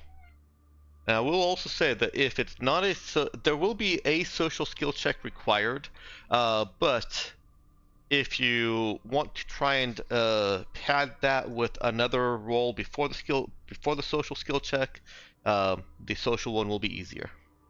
So you can either do it with one direct to social skill check, or a padding roll and then a social. That's easier.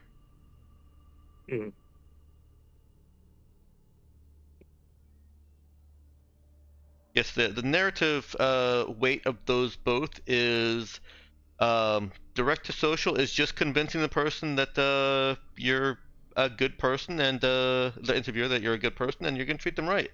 The augmented social skill check is less difficult to convince them because you're providing supporting kind of statement and testimony of your use for them and how they can do their job as a human would, if that all makes sense. Yeah, I'm just trying to figure out whether both sneak and trade could be considered social roles. Sneak probably not. Trade in this context, I would say no. Okay. Um.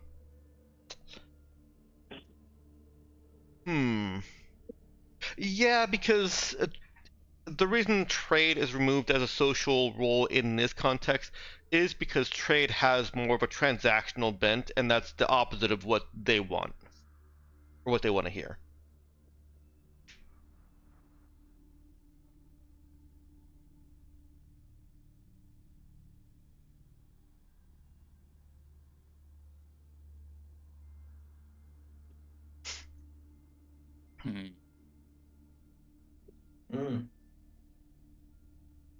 Also, Kana could have taken some any other crew members if she wants little help here.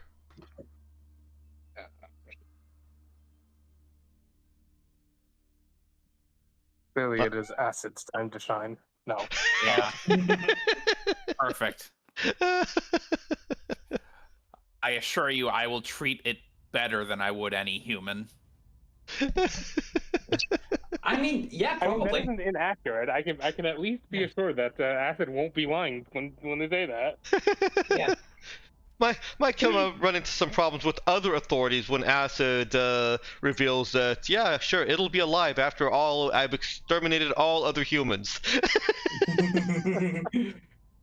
Oh dear. Sorry, I should say after I've exterminated you and all of the humans. There we go. You've gone from just psychopath to Acid. Yes. It's the specificity is the thing. So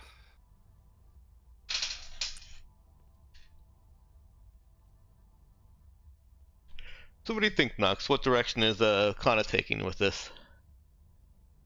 I think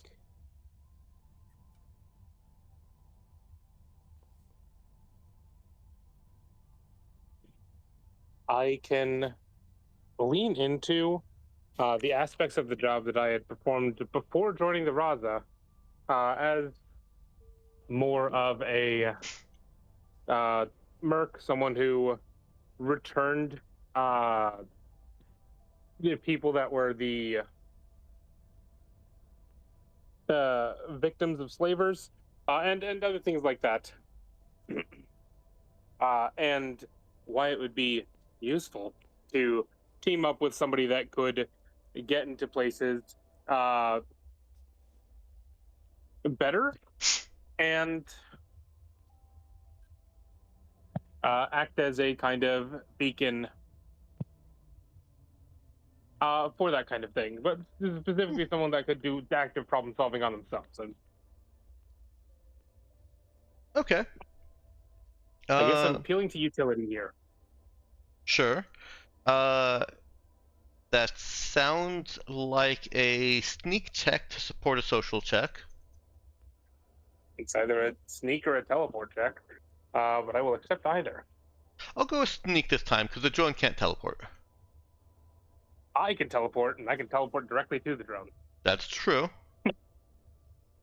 Yeah. Sneak dex, sneak charisma. If it isn't sneak ins, it's all the same. Oh, okay. I think sneak charisma works better here. All right. Let me change my thing from Dex to Cha. I'm definitely doing skill check bingo next time. Because a Dex charisma check, or a sneak charisma check. We've had some good ones. Yeah. We've definitely had I some didn't good have the ones. first one. Okay. We just need a whole It's also table very with which ones we've rolled, and then we find increasingly weird ways to roll the ones we haven't yet. Yeah. Okay, I've got the shoot skill covered. I'm gonna get the rest. Yeah. I want to see you roll a shoot strength. What would that even be? You know what, Chan? I was actually thinking You shoot throw a concentration a bit javelin. harder. Well, yeah, shoot con as well. Yeah. Yeah. Yeah, I can see both of those. You can already imagine the Program use for both of them. Constitution. Okay. And what about a no strength? Pulling open our book that's fucking locked. You're giving me Muscle memory. softballs, and no strength is simply knowing that a certain door or other access way can be opened with application of strength. It's just this esoteric knowledge of this precursor alien technology. The aliens were just very strong, and they opened their doors through brute strength. There's handholds here. It's the trivia combined with, okay, I know where to position, Okay. and now I need to apply the strength. Also, it's not quite a skill roll, but the strength attribute and the no skill are both factored in if you're into the attack roll if you're headbutting someone. Close enough, right? Yeah, good enough. Like if You mean headbutts don't transition over to use intelligence? No, like if, no. no, because you're bashing Very them. not. If you were hitting them with your brain, that'd be intelligence, but no. Right, yeah, of course. Like in much Someone made it noticed easier. dexterity. Notice dexterity. Let me refocus back on Conasune here. Yeah, likely answer. I guess using a set of goggles to track something fast moving.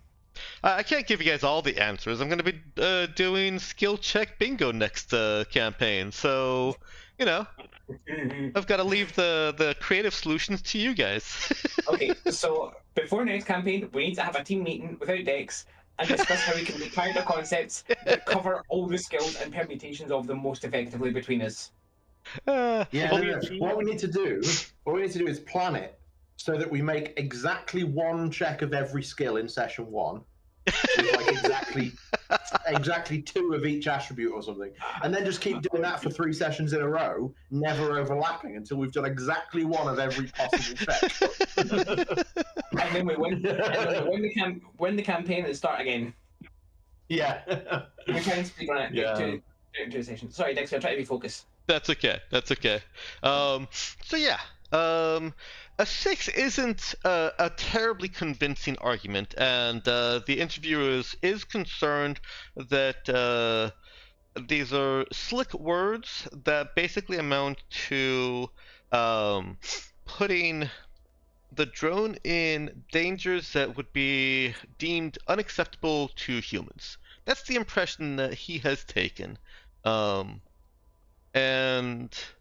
so now that's not a denial of the drone, but now you get to the social skill check, whereby you convince him that you do have actual concern for the drone companion as a person.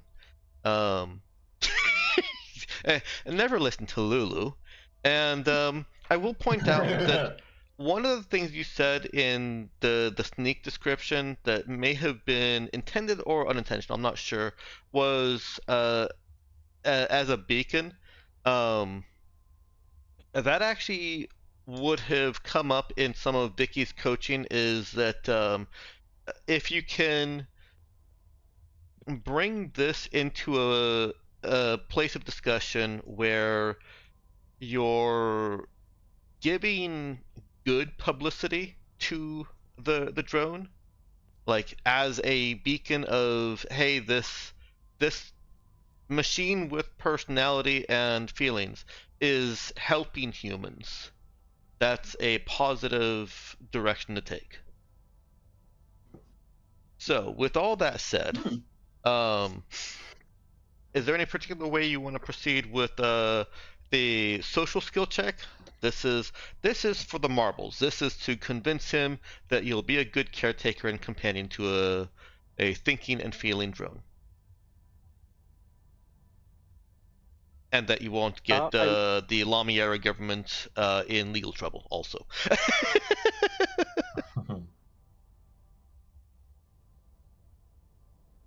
I will say my social skills are worse than my non-social skills here. That's all the consolation that we're getting. That's fine. That makes this fun. Have you considered just stealing one of these things? Probably. If I had gotten an interview with one, then I would have placed a spectral synchronicity mandala on one.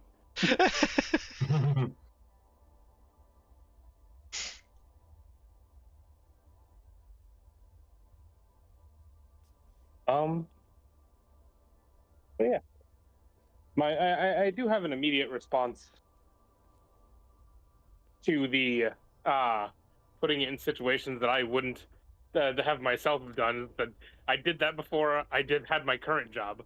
I only stopped because I found a better piloting gig. But it's still a thing that we actively do. Yeah, it wasn't specifically that you wouldn't do. It was something. His impression was that it was, and this is where it's kind of hard to change people's minds. His impression was that the drone was effectively a way to put something less valuable than a human into a position of danger.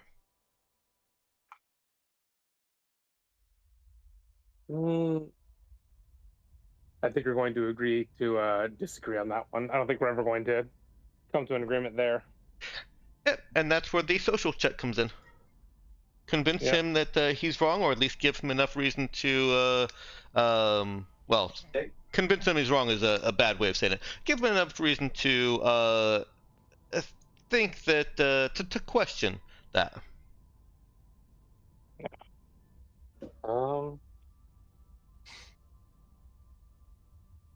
Talking can actually the exact same role for me. Okay. Yeah. And so I'm going to roll exert.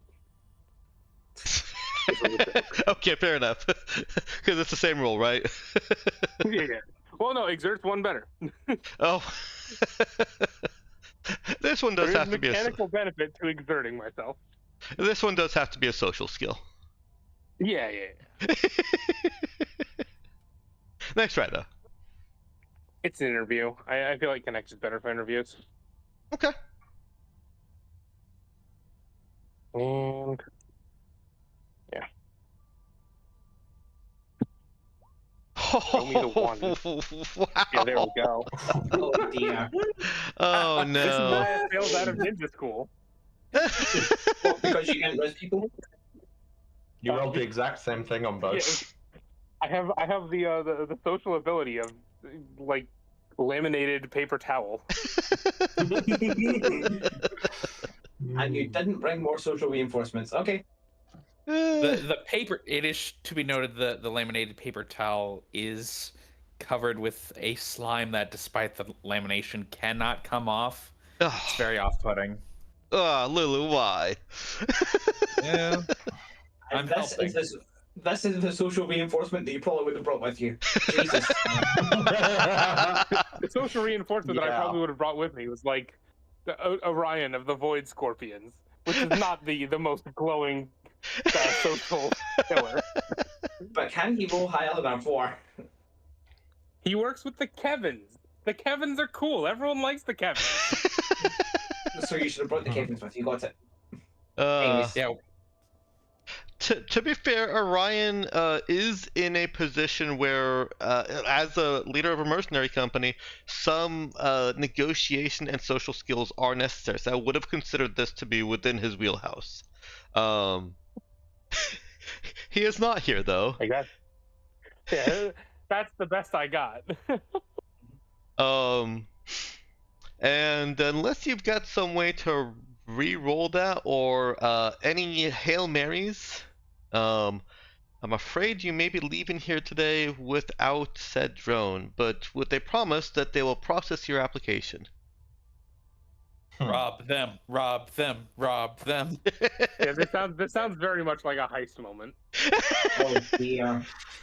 I'm Do you sure know they where- don't know it. If I got a heist, I'm leaving with more than one electro drone. I'm sure they don't know what happens to heisted. Do you know where the electro drones are kept? Then you can get one. What? I can just push through every room until I find them. You are not being interviewed at the location of, you're not at the location where the electro drones are kept. That doesn't necessarily prevent you from stealing one. I'm just saying that it's not a matter of pushing through these walls. You'll have to find other walls to go through. And if you want to do that, we can take a few minutes for a mini Kana heist. No, it's definitely not worth it. That shouldn't take long. And I would say that the resulting rewards, assuming success, would be a drone that is almost exactly like you specified. I would make one change. Unknown what the change would be at this time, but just as kind of the consequence of of taking what was available. I think I know what the change is going to be, and it's going to be not happy about being stolen. Yeah. But you're right. Or You could probably steal multiple electro drones. Depending on the outcome of legal process, kidnapped. Yeah. Wait, so you said take several and keep the one that fits the most. So what you're telling me is that it's an electro drone gacha. Yeah. If you pull a It's 5 stars, exactly. it'll just be an entire swarm of electro drones. There'll be a whole society of electro drones on the Raza. I think we should teach them how to self-replicate. Did you hear that? That was Nick crying. I second this one. Maybe next campaign. It's okay, we'll be back.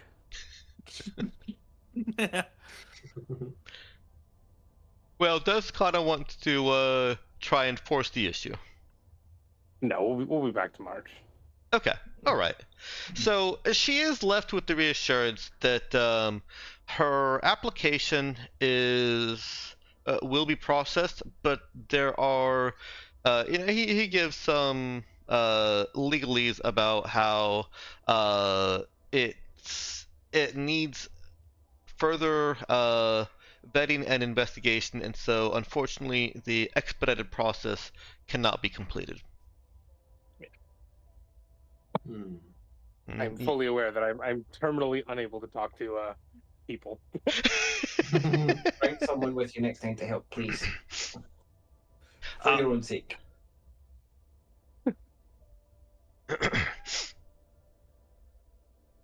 Now, I think that went well. Wasn't intended to be a difficult check. Straight to social was a DC with difficulty 10. With the successful, and you did barely succeed at the sneak, the successful support brought that down to an 8. Sorry, it still didn't make that. Listen, it might as well have been like a 25. An 8 is at least technically possible. What are you at? -2 on this? No, just -1. Okay. Still not great. Still not great. But within the realm of the dice rolling. I went through many iterations of stat rolls before I got to +1 after the 14. Yeah, you did. All right. Well, then unfortunately, Kana leaves without the drone. For now. For now. All right, there is one other thing that I need to flash back a little bit before you actually meet with Audrima, and that is Riley asks, let's see, who is she asking?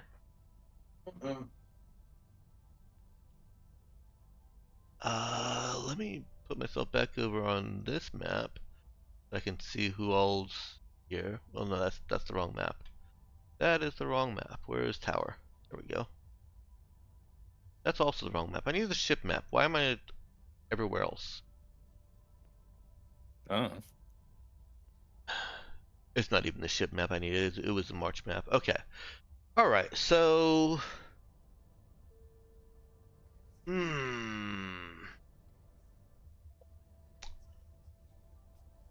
Riley asks... I think we're going to go with Percy on this one. Sends a private message to Percy. Just saying... Hey, can you please get me some of Portia Lin's blood? I've left a little extractor syringe in the medbay for you. Percy will text back. Sure. Okay. I'll try. All right. Yeah. Yeah. First things first. I'll go and get the syringe. That seems sensible. Okay. There's some instructions left with the syringe. It's pretty easy. The instructions weren't needed, but this is Riley. Yeah. Yeah. Fucking. She assumes that I need a guide on how to fucking scratch my head. Anyways. Yeah, he actually has heal skill. Yeah, a little bit. Definitely enough to use this. Enough to operate a syringe. Yeah, poke, plunge. Anyways, yeah, on to Portia Lin's room. Yeah, and this isn't even like a full syringe. I think that was the wrong word to use. It's more like one of those little things that they use to prick your finger, and it draws just a little bit of blood. But this has also automatic extraction of that blood as soon as it's pulled, as soon as it's pricked. Okay. So it's very quick and easy. Okay, so with the automatic prick in one hand, I will knock the door. Okay. No, actually, damn, actually, I picked a different name. Yeah, knock. You get Siri's voice through the comm. It says, "Hello, Percy." Hi. Riley said that she needs a blood sample from Portia Lin. Can I come in? Did she say why? Percy checks the message. She did not. She just asked if Percy would get that. Yeah, didn't actually. One sec. Percy takes Riley. Fucking. The medical ethics officer wants to know what you want with the blood.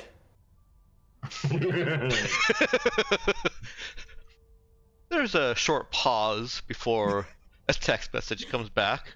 That's the sound of an excuse being bullshitted. So it sounded what? Excuse being bullshitted. Yeah. And what Percy gets is science, obviously. I need to run more tests on her. Percy leans to the comm and says, more tests, apparently.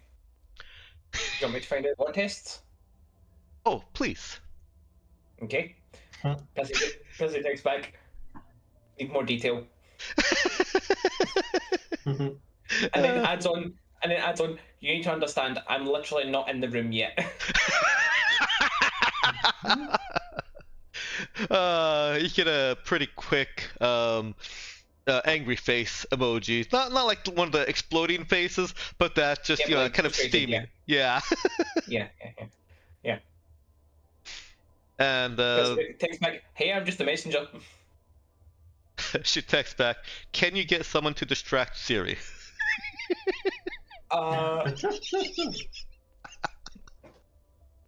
Percy takes back, the fact that this is your response is why we have her. You get the same emoji back. And then Percy adds, well, that and the fact that you basically laugh at the limits of what should be possible for a doctor.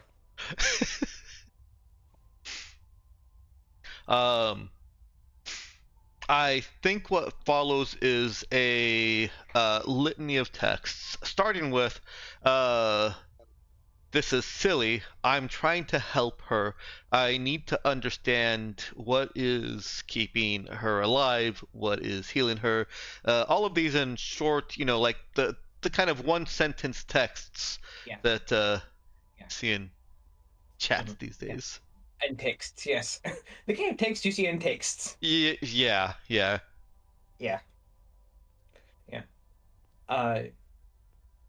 Does she in fact elaborate at all?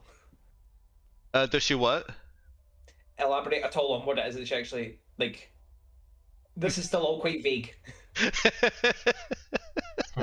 Guess he's not actually going to say that to her, but this is all still quite vague.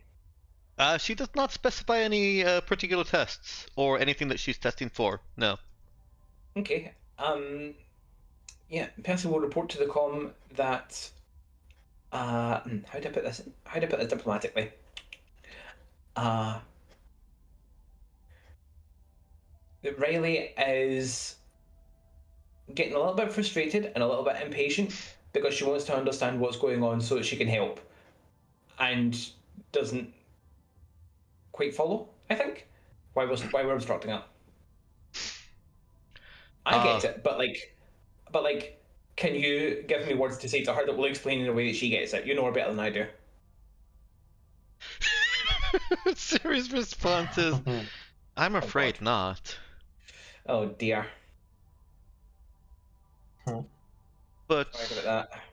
Portia Lin is sleeping right now. When she awakens, Yeah. I will request her consent for samples and further testing, and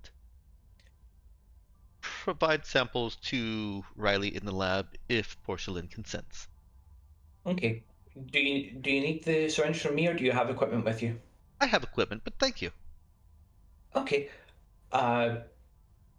And thank you for, drawing to my attention that Riley didn't actually, give any reason for wanting mysterious blood.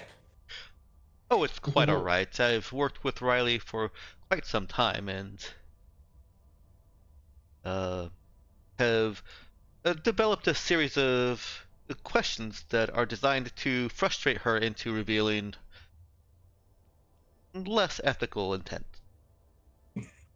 You really are the best compliment that we could have hired for her, aren't you?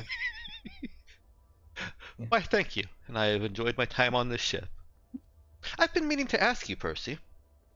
Where did you learn to, and she talks about something that Percy has demonstrated in the field with regard to the heal skill. This is serious, endless questioning, and we can fade to black on it if you'd like. Or you can give an answer, and then fade to black. I'll play along for a little bit. I'll play along with this question because I have a question for her in turn. Okay. And yeah, Percy will talk a bit about how, mercenary stuff. This is what I did before. Most people can fumble the way through applying a Lazarus patch if necessary, but basic medical knowledge doesn't take that long to pick up and is useful more often than whatever else you would have done with the time that you took that in it.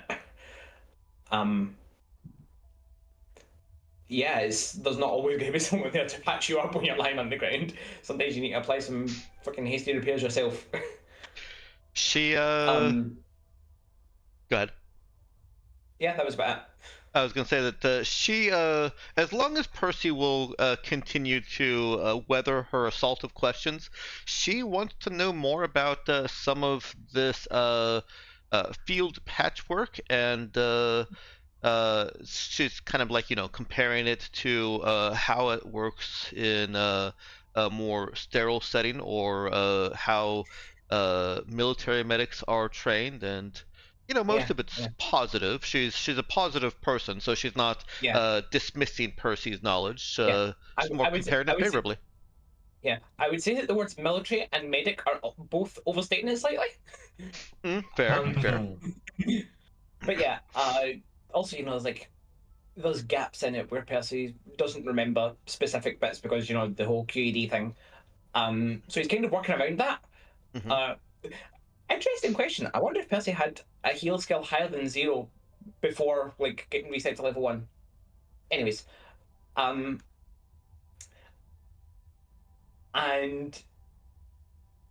Percy can answer it with a question of his own actually.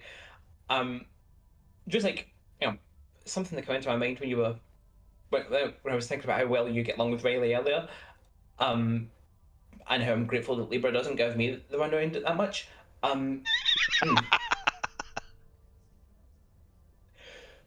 Do you mind if I ask an innocent question that might sound a little bit racist?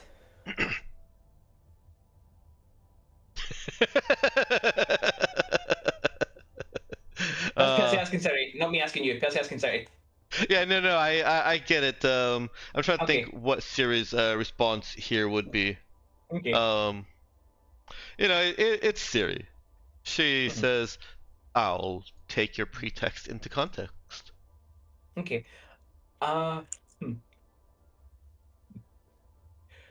Do you, Libra, and the Kevins ever sit around and talk about humans, right? Like I don't know how much you have in common with, like, say, Libra compared to Riley. Well, we share similarities in as much as any group of living and thinking thinking and feeling beings share similarities. Groups of soldiers sit around and think, "Fuck workers," and scientists sit around and think, "Fuck maintenance." So, in that regard, we are acting the same as you.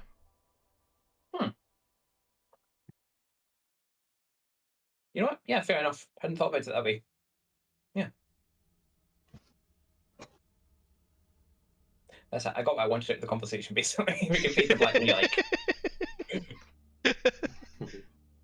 Yeah, That is basically the trail of thought. Like, fucking, I hope I don't dick Libra about the same amount that Riley does with Siri, and then do they ever like get together for a drink and complain about the humans? And in a roundabout way, Siri confirms that yes, they do.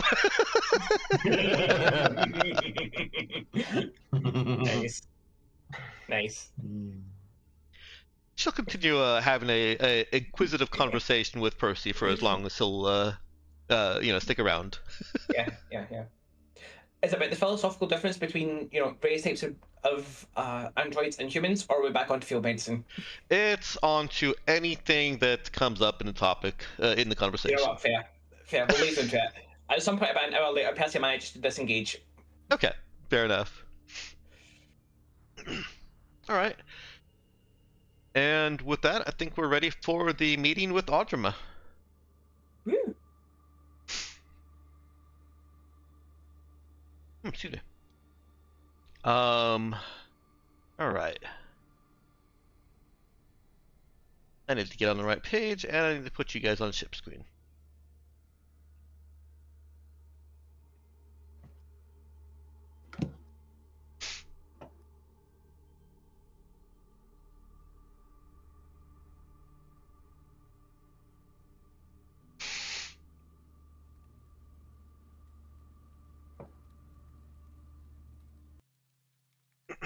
Let that fade out. Okay. So, through the course of the communications, you're directed to a region of space. It's not quite in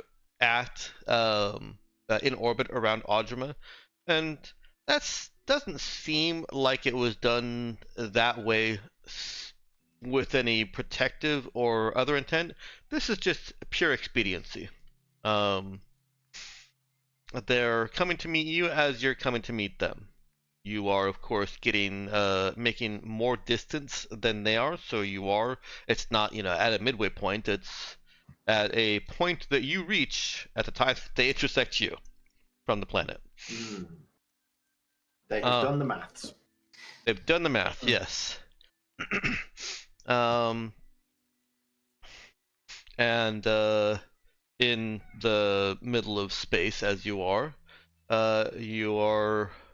you see them coming up on your sensors and are hailed by an incoming frigate ship. It's not of Audrima make, but none of the ships that they've used have been of Audrima make. They don't make ships. I was going to say, by that logic, any ship that shows up in Audrima looking like they know what they're doing is a ship of Audrima make. Yeah, suppose so.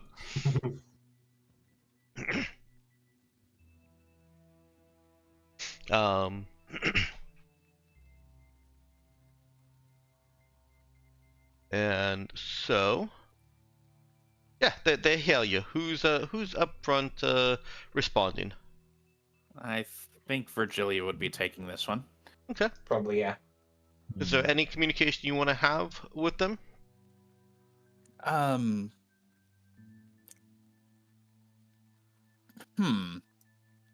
Like, if you just want a handshake and let them on board, that's fine. But otherwise, we can certainly play out the conversation. Audrima, this is Tranquility Counselor Virgilia. I've returned as promised. Virgilia, you've brought Portia Lin. She's on board the Raza right now. Please initiate docking and transfer her to our care. You've read her profile. Just, I'm sure you don't need a reminder, but it is, of course, my duty to remind you to be gentle when dealing with her. There's a little bit of group, not conversation. You know that Audrima are not telepathic, but group decision making occurring as conversation pauses a little bit. And the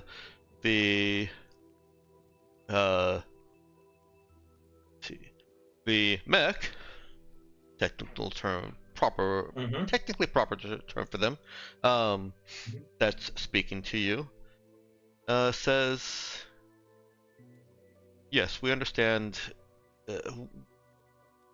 Yes, we suspected that she would be in a degraded state by this stage, and are prepared with stabilizing technology.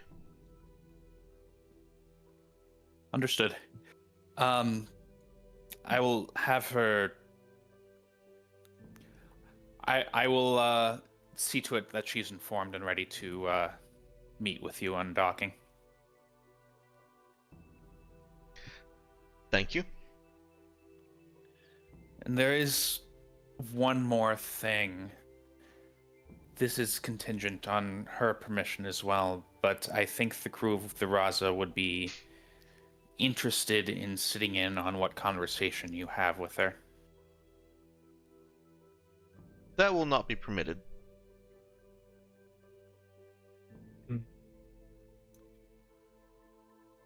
Understood. May I ask if there is any reason you can give us?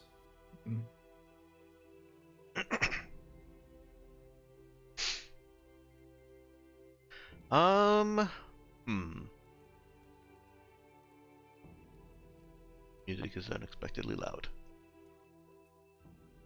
And I suppose there is one more thing I can ask. If Portia Lin herself requests that the conversation be had with us, would you allow them to sit in on it then?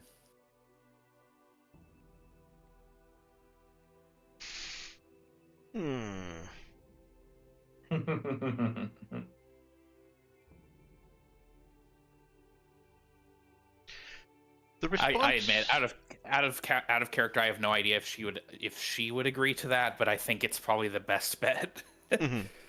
Yeah, it seems like good contention. Well then. The response that you get is. Oh, hang on, I just lost it. Dang it.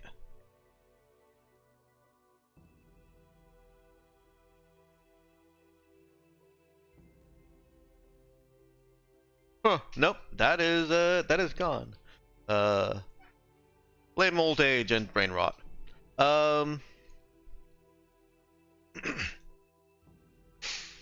Alright, so you're asking if you can be present for any conversation with Portia Lin, and adding in a request of, hey, what if she asks for it? Yeah. Right. That's basically says if she asks for us to be present, can we be present? Gotcha. Yeah. It was, can we be present? No. Why not? Also, can we be present if she asks? Yeah. Very politely. Too politely. I mean, look, Virgilia's relation to Audrima is weird, and she can't step on too many toes here. Yeah, Yeah. I am remembering that. Note to self: be there for conversations. I also want to remind you, Lulu, because Virgilia certainly knows this. The decision-making body right now consists of whoever is on that ship. They're too far away from Audrima to include all of Audrima. Right. The consensus planet-wide might be different. Right. Especially since it contains, the older Audrima that are less fit for outings like this, which may turn violent, and presumably wiser. Supposedly wiser. Yeah. They don't get too much wiser. There's a lot of stifled creativity with their hive consciousness thing. But they mature a little bit as they get older and older and older. And so I think Virgilia detects that slight hesitation of them recognizing this as a ship decision, and their response reinforces that, saying that Audrima believe that this is a private matter between Portia Lin and Audrima, and not suitable for outsiders, even the Raza. I mean, Portia Lin is still off the Vaza. It's true. She's still very much part of our block. Then yeah, I would actually note that Portia Lin is of the Raza, and it is her decision as well. If that's all I'm asking. If she should request it, that that the Raza be considered an extension of her, in much the reason, in much the same way that Audrima is an extension of all Mectorans. Portia Lin is a child. The whims of a child are.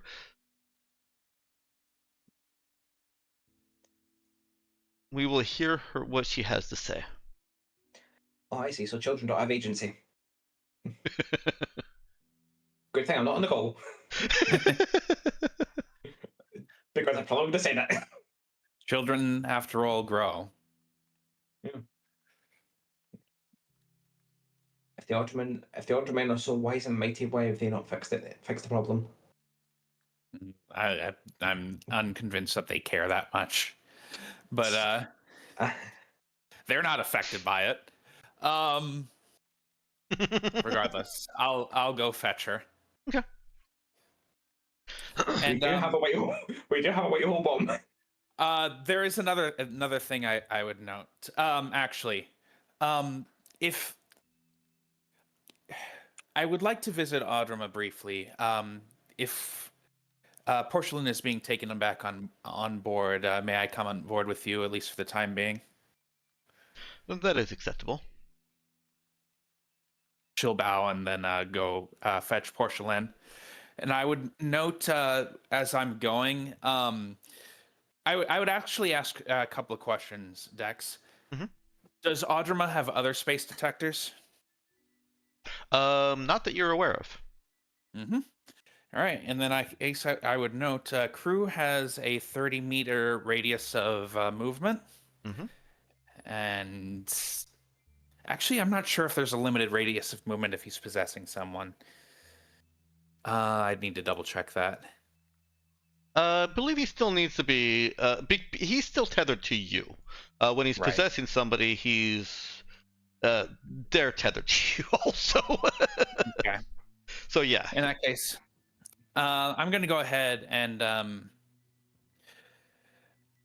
going to go back to Portia Lin and say, or back to her room, knock briefly and say, Portia Lin, they're ready for you. And they say they do have treatments. Yeah. I'm all geared up. She opens the door after a little bit of shuffling in a few seconds, and she looks like Portia Lin as depicted in the various terrorist watch pictures. You do clean up well. She looks at Brigilia and says, "Let's go."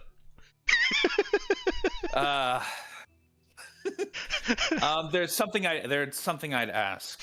I'm not sure if we're going to get permission to sit in on this conversation, but if it's amenable to you, I think the rest of the Raza deserves to hear what will be happening in the other room, or what will be happening in your conversations with the rest of Audrima. Would you mind us listening in so we understand exactly why it is they called you? She looks discerningly at Virgilia. Again, putting in some effort to put up the brave and strong face. It's a question that's been lingering for 8,000 years or so. Assemble my crew. Assemble my bridge crew. I want to address everyone. As you wish, Captain. Nice. Nice. All right. right. Go ahead. Yeah. I guess I'll ping everyone. Putting everyone in the bridge, or are you taking her somewhere else? Remember, you do get the control where she goes. I assume we're meeting in the bridge first. Okay. I'll let Audrima know we're just finishing up with preparations. I assume that they'll need a bit to board anyway. Do we want to meet in the bridge? I mean, or do we want to use a meeting room, conference room? Either it's up. I mean, it's up to you. Bridge feels more appropriate. This is the captain addressing her crew. Yeah. For the first time since she got back. Yeah. A meeting room is not a place for decrees, and that feels like what we're about to get here. That's possible. That's possible. Okay. Like, a meeting room is a place for conversation, you know? And you do still have the controls locked. We do. You've added additional security measures to the ship. Those are independent of the ship, so even if the ship suddenly did recognize her as captain, those are, external locks. Yeah, basically. It still needs two people to do stuff, so she wouldn't be able to do anything on her own. Right. Right, yeah, that was it. That might have been, I can say I might have. Mm-hmm. And I figured that's where you're going with this, Lulu. Yeah. I reassess and realize I don't need crew to spy on them. I can just do the mind link, which gives us a lot more range anyway. Yeah. Keep in mind that the mind link only gives you what she can experience. So if they knock her out. I mean, even if they do, like, they'd probably have knocked us out too. So Yeah. Or like, there's only so much we can do here, reasonably. Well, I'm None of it sorry, seems I like wasn't thinking like aggressive or hostile action. I was thinking more like if they, surgery. yeah, yeah, for whatever it is that they're doing. If they do anything on this ship, they did say that they've got some med tech to stabilize her now, and so if they have to knock her unconscious for that, you lose whatever she can experience. Mhm. The possession is still a good idea, is what I'm saying. Not that I'm trying to make you do that, just don't want you to cut your options short. All right, I will. I'll note that then. Okay. And I'll bring that up. All right. I mean, we can do both. Mhm. Nothing's stopping us from doing both. Are all the bridge crew in attendance here? I assume I so. mean, Also, could if we have the time for it, I'd like to set up Portia Lin as a facial synchronicity mandala. Does that Absolutely, take an hour? We had a whole night. Okay. Is that something that Kana would have wanted to do earlier then? Yeah, I think it's pretty obvious that they were going to bring Portia Lin for like stuff. Okay. Yeah. And so having a tail on her would be useful. Let's see.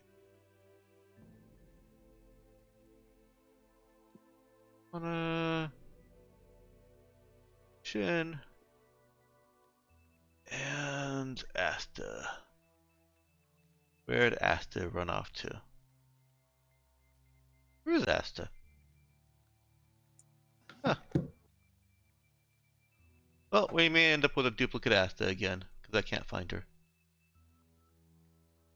Did somebody just ping her? Ah, there she is. Thank you. Yep, I found her. Okay. It's if we have a duplicate Asta, would it be it'd be Asta and then Ast B? no, it's us two. That's two, yeah, that's what I was thinking. Both are good puns. I'll allow them. Thank you. We tried. Or maybe it's Bista. True.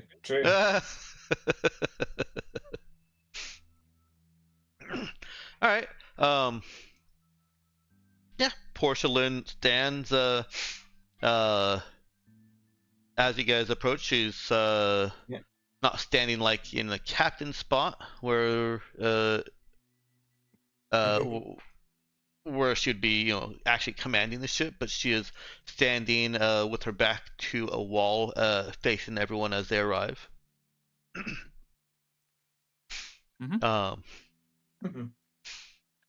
And says,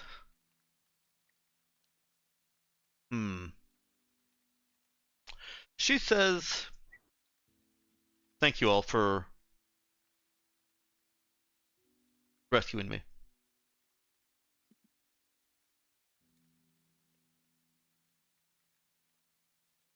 The hesitation is hers, or the silence after that is hers. Yeah. Percy pipes up. Do you want us to salute or? She casts a glance at him. No.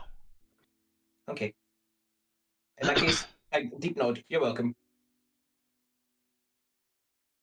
I don't know what's gonna happen when I go over there on that ship, but if it can help, I have to go.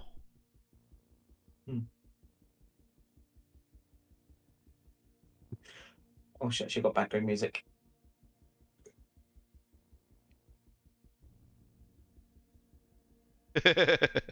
I can't tell. Is she expecting responses or? This is a me pause. Okay. Yeah, no, I just can't tell if she's expecting responses from us in general or if she's monologuing. Oh, gotcha. It's fine, but she does carry on to the monologue a little bit. And oh, that was a big swell in the music.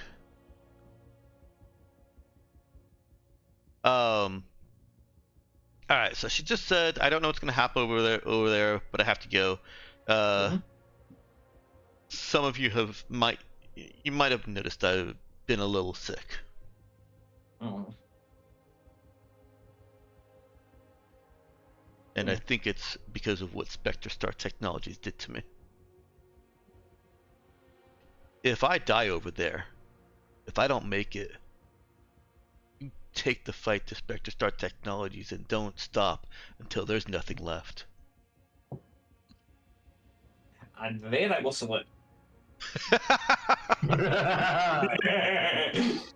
Yep.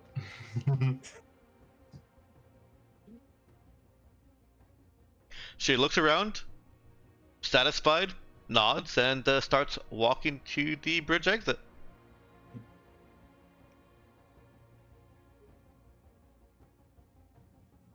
Cassie looks at Virgilia. So are we going to, or? I only asked about myself, but Portia Lin, Okay. or Captain, there is something. I'm going to be coming as well, and I'm going to ask if you're okay with me sending crew along with you to speak with them.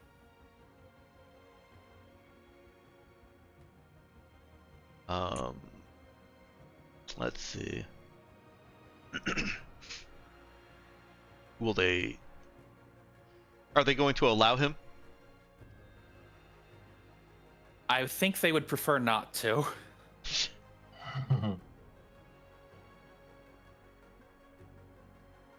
It's your decision, Captain, but like I said, it's been a question for a long time, and I think and more importantly, the rest of your crew wants to know why.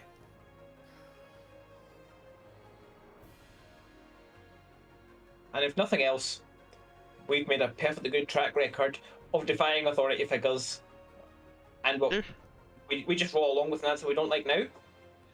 Let's try to avoid publicly defying them, though. There's a very slight grin on her face when Percy says he's made a habit of defying authority figures. Percy does actually go and sort of does the wobbling his hand side to side thing at Virgilia. She stops and turns fully. What is your plan? Well, there are two parts. One, I can set up a mind link, but I'm following you on board the Audrima ship. I've been given permission to return with you to visit both my home as well as the rest of, well, essentially to give a small report. Mind link's the telepathy thing, the group telepathy thing, right? Right. Okay, that sounds good. The other thing, of course, is to let crew essentially tag along with your body, so that he can keep an eye on things himself should that link be interrupted for whatever reason. So I will note at this point that I don't recall anyone, or Virgilia, you said you wanted to, and so we can go back to it, but I don't recall us, Virgilia, having that conversation about what's actually going on with the Vega thing yet. We haven't, no. Did you want? So she did say he was. She did give some explanation of it, not much, but yeah. Right. Did you want a flashback? Like, is that something Virgilia would have wanted to potentially interrupt her rest for? Because this has all happened pretty quickly. She has. I mean, she did. Like we did discuss her, giving Portia Lin a lowdown on everything that's happened so far. So I think. Yeah. I think that it would have come up. Okay. Basically. So there's. I mean, you knew that you wanted to do this before you even jumped, and you've had several days. So there's easily have been time for you to have found a moment when she's spry and alert. And so I'll assume that she is informed. How much would you have informed her of what crew can do? And did you bring me along for it? Yes. Did you bring Percy along for it? That's a good question. He did want to go. He did say it. Yeah, probably. She probably doesn't have the full details, but she has a good number of them anyway. And she probably knows she doesn't have the full details, but that's not so much because I'm intentionally hiding them as well. I'm trying not to overshare everything, but I'm not keeping her in the dark, so to speak. Just it's more just reluctant to talk about everything they can do, rather than being reluctant to share necessary info. That's okay. She's pretty direct and forthright with kind of barriers, and will steer the conversation away when things are getting a little bit too deep for like her to understand, really. Right. What is Percy adding to this conversation, or what did Percy add to the conversation? Like, you wanted him there for a reason, so I want to know what that was. Yeah. Stories of previous encounters, mostly anecdotes, what we've seen them do, some stuff that they said when Percy can remember fragments of it. Okay. Partly to give a more, down to earth recollection, as contrasting Virgilia's more academic one, and also partly making Portia Lin feel more like she wasn't there with us, but she'll feel more on the same page as us if she learns more about what we've done without her. Okay. If that makes sense. Sure. And this is the important stuff. We want her to be up to speed and marching in step with us here. Okay. So, yeah, just bring her up to speed on what we've seen, what can happen. Also stuff that we've seen Crew do, because Crew has been chill. Okay. So far. All right. Sounds good. The confusion about the two crew thing. Right.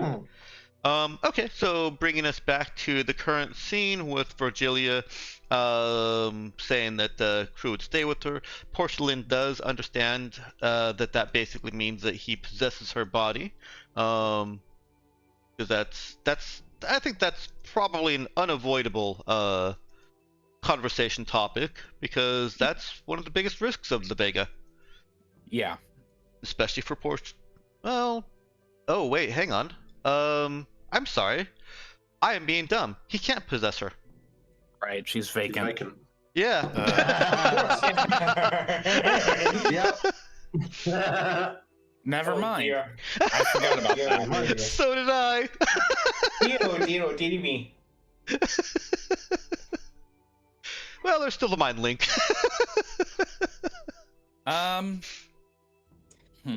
Does Virgilia remember this before she starts describing that plan?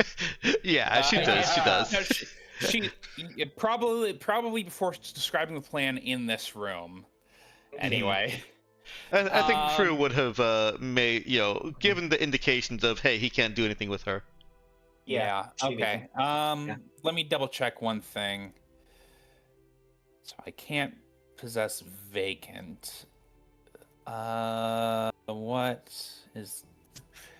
No. Well, I can still use tethered independence. Why are there clocks appearing on everybody? Who's What's clocking people? What? I don't know. I think it was a marker for something. I think so. I just didn't notice it on DAS before. Yeah, I think it was a while ago. It was a while ago. We used that as a marker for something. Yeah. And then just forgot about it, and then we're here, and it's like, what the hell? Why is everyone got a clock? Yeah. Yeah. The ship that they're on is within that the full 30 meters range. 30 meters is pretty big for a ship, especially a frigate class ship. Okay. In fact, yeah, I was gonna say that's actually half the length of the Raza, but I believe it's the full width. That diameter would be half the length and the full width. If I remember right, the Raza was about 120 meters long and 60 meters wide. Okay. Raza is a big ship. Yeah. Frigates are not. Okay. Well, we can work with that then. Yeah. So then, the only concern is if something starts happening physically and we need to rush across or,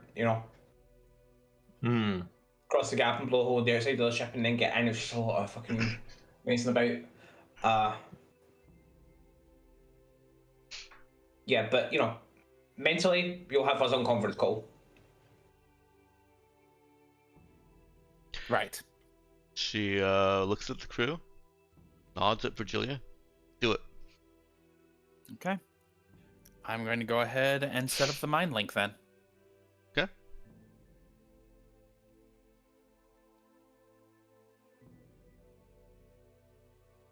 She looks around, being a little bit different with the link, and then tries to leave the bridge, and the bridge doesn't allow her to.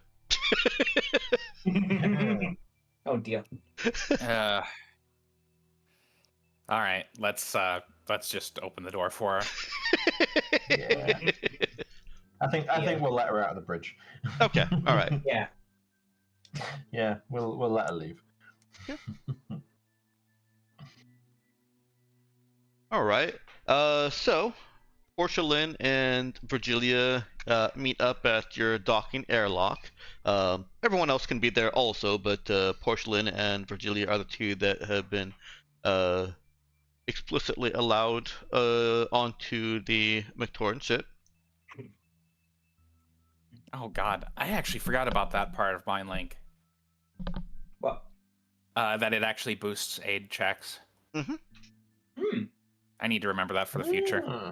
It actually was used last time you mind linked. I think there was a mind link where Doug assisted Das with a hack check. Okay. Back enough, on then. tower, and I told him roll 3d6. Fair enough then. Yeah.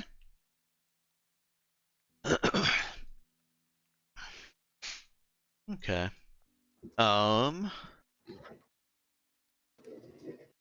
The mech ship it's a bit more Spartan than this ship would have been under whoever it belonged to before they took it. Not a whole lot of decoration going on, and it is kept very, very clean, very well maintained. Let's see.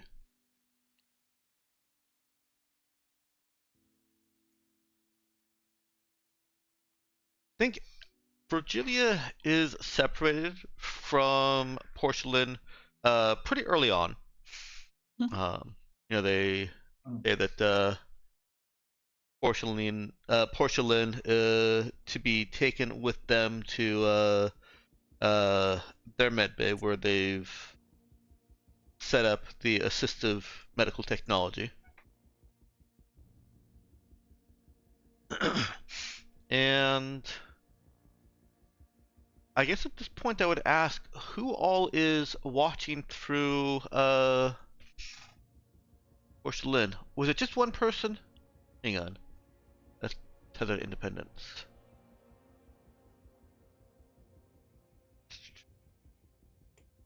So telepathy with everyone, of course. A host can only have one viewer at a time. So, who is viewing? Oh, right. I thought it was. I What? think last time we did it as everyone.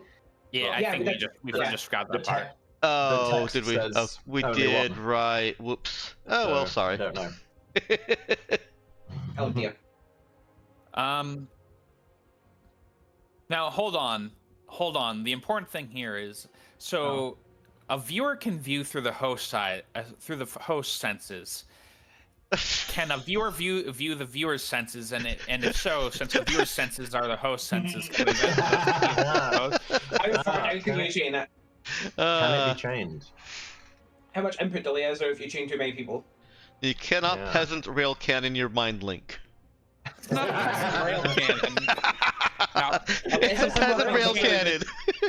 This is just normal chaining. A peasant rail cannon is just this one kind of makes sense. The peasant rail cannon does not make sense. And then this Hang on, one is. so what happens if you try?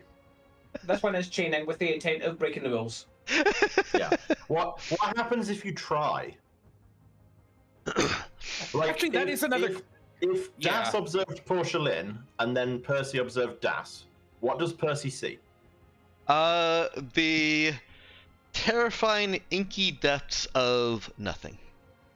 It's silent. Oh, I It's was dark. hoping for whatever Das would normally see, because then we can just like chain it and Honestly, like everyone looks at the next person in the chain's body, and we just coordinate that way somehow. Dex, can I please ask to make that be how it works? Not because one, it kind of makes sense, and two, it's much funnier. and 3, precedent. Precedent's also a thing, yeah. Well, the precedent was a mistake, and the intent is that only one viewer. I realize you're not trying to get around that. Yeah, this what we're asking for right now is different from that. Yeah. I don't see how it would actually change anything though, because the viewer has to remain completely motionless. And it does also say and forego their own senses. Yeah, they can't see anything from their own senses. That's Doesn't not mean anyone else something can't. Right. Now, the use case for this would be extremely narrow. It's not clear why you wouldn't just have the one person look through the other person's eyes and then not force the second person to stay still there. It's a very pointless middleman, but I'm just saying. I have no idea what use case. It would be funny. I don't know what the use case for it would be, but it would be funny. I'm not inclined to make it a comedic effect. Well, actually, no, hold on. There is a use case for it, and it's mostly has to do with help actions. Because if the second person is in a dangerous situation, you could have a third person, and a third person isn't. You'd have the third person watch the second person while the second person does the help check for the. Well, okay, so let's put Look this at my eyes into spinning. characters here. Let's say that Das is watching Portia Lin. Das has to remain motionless while doing so and can't see or hear anything that is occurring around Das. I think the use case there that was just raised, right, is Das is somewhere vaguely unsafe, but we need Das to do an assist on Portia Lin. So Das observes Portia Lin to do the assist, and someone else observes Das, so that if there is an approaching danger, Das can be alerted to it. And you've just made my point for me that part of the trade-off here is that Das is in danger. Right, and that's still the case though. And well, there is still a very significant trade-off there where you're basically taking up multiple people's like time to I do that. will take it under consideration, but for this instance, for this moment, I'm going to say no. I mean, for this instance, it makes literally no difference. So yeah, you're all safe here. I'll give it some consideration. I'm not going to just flat out say no, even though I want to. Yeah. The main difference here is that we said to Portia Lin we'll all be on call, and we're not. No. We can kind of retcon some of that conversation. Not video call. Yeah. Right. Wait, so we can't. Go on, one second. So we can all like mentally connect. It's just that we can't all see our senses at once. Yes. Exactly. That's totally fine. I thought you were saying only one person can be mentally connected at once. Oh no! You're all telepathically connected still. Christ, this entire argument. Linked on a big. It's like we're all linked on a big conference call, but only one person can see your webcam at a time. Yes. Okay, that's totally fine. And if you're watching a webcam, you can't also be looking into your webcam. Right. That's totally fine. Why are we arguing? Why are we arguing? That makes no difference. Why are we arguing? That makes no difference. But no, one of the on the Raza should watch through Portia Lin's eyes, since Virgilia can look through tethered independence separately. Okay. I am going to suggest not me, since just on the off chance that they try to pull or someone tries to pull something, which I seriously doubt. But yeah. Hmm. Yeah, I can do it. I mean, I've got pretty good wisdom notice, so Okay. Yeah. if there's noticing things, Das is pretty good at that. Okay. All right. So with that resolved, Das is sitting somewhere safe and comfortable, watching through Portia Lin's senses as she walks into the ship. And Virgilia is, of course, on the ship and is also has crew to kind of communicate back with her. Remember, the crew doesn't speak, but she gets a sense of what's going on. And oh, actually, no. Right.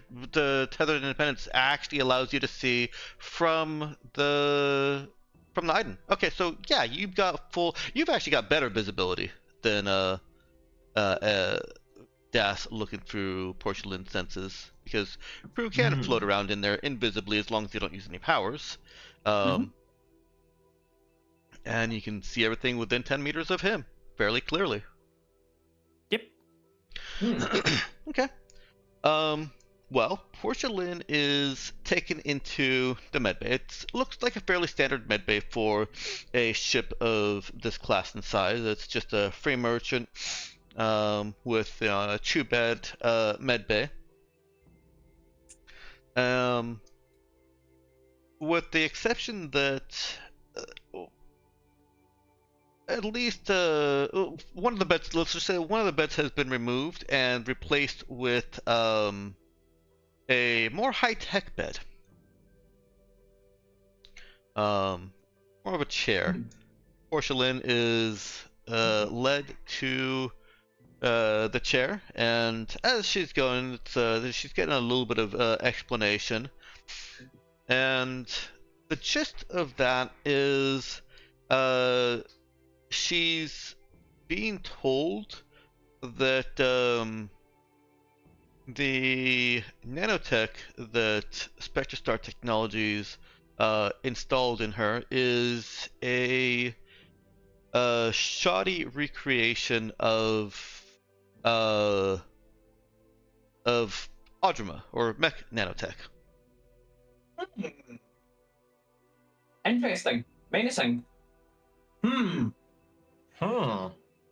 Does anyone else have a sinking feeling in the gut that Dex is going to tell us that we have one megacorp who's been doing genetic experiments all over the place, and another megacorp focused here specifically? Well, I believe you have the history that Audrima was originally a Spectrestar Technologies, well, it was a Spectrestar Technologies super soldier experiment. Fuck. So I hate being right sometimes. so it kind of looped around based on the conversation. You don't know where they got it, but Spectrestar Technologies got their hands on some of the nanotechnology that Audrima advanced after breaking themselves free of Spectrestar Technologies with the assistance of the time loop. Because, suddenly, Audrima was 8,000 years before Spectrestar Technology existed. And Spectrestar Technologies of the next cycle got their hands on some Audrima tech or Audrima nanotech, and attempted to create super soldiers of it, and that's why they call Portia Lin a little sister, because she is the result of Spectrestar Technologies reverse engineering its own tech, although its own tech as advanced by 8,000 years of Audrima. God. So Spectrestar did this, and now Audrima has taken it, brought it through a new universe, and now Spectrestar is copying themselves. God. So, who was with still Spectrestar? Go on, sorry, that's probably government. Yeah, with the mind link, can we direct the communications, or is it just globally everyone in the link gets it? I think we can do it. Yeah, I have allowed directing. Okay. In that case, I think while this is happening and while Das is watching, Das will be effectively live commentating on what's happening around Portia Lin, directed to everyone except Portia Lin and Virgilia. Okay. To kind of give you an overview of what's happening for the people who can't see. Nice. Okay. There is an air of unintentional condescension. The mech here are not trying to be condescending, but they do call the nanotech with which Portia Lin has been infused vastly inferior, noting that mech live for hundreds of years, and Portia Lin is dying after some hitherto unknown period of time, but less than hundreds of years. It's a good thing that it's a spectre star that doesn't exist anymore that they're being condescending to, and not us, or else we might get upset.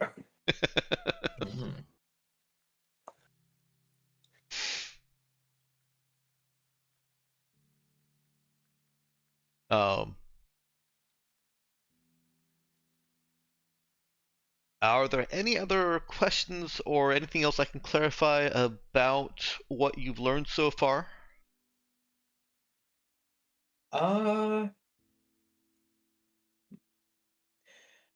Yeah. Which corp is going to be a better idea to go after first next cycle, or next campaign? Given that one is actively focused in the place that is persisting through. Does this mean that we can farm Spectre Star for ideas that we want to see advance thousands of years next cycle? Yeah, just give it to Audrima now. Yeah. And then yeah.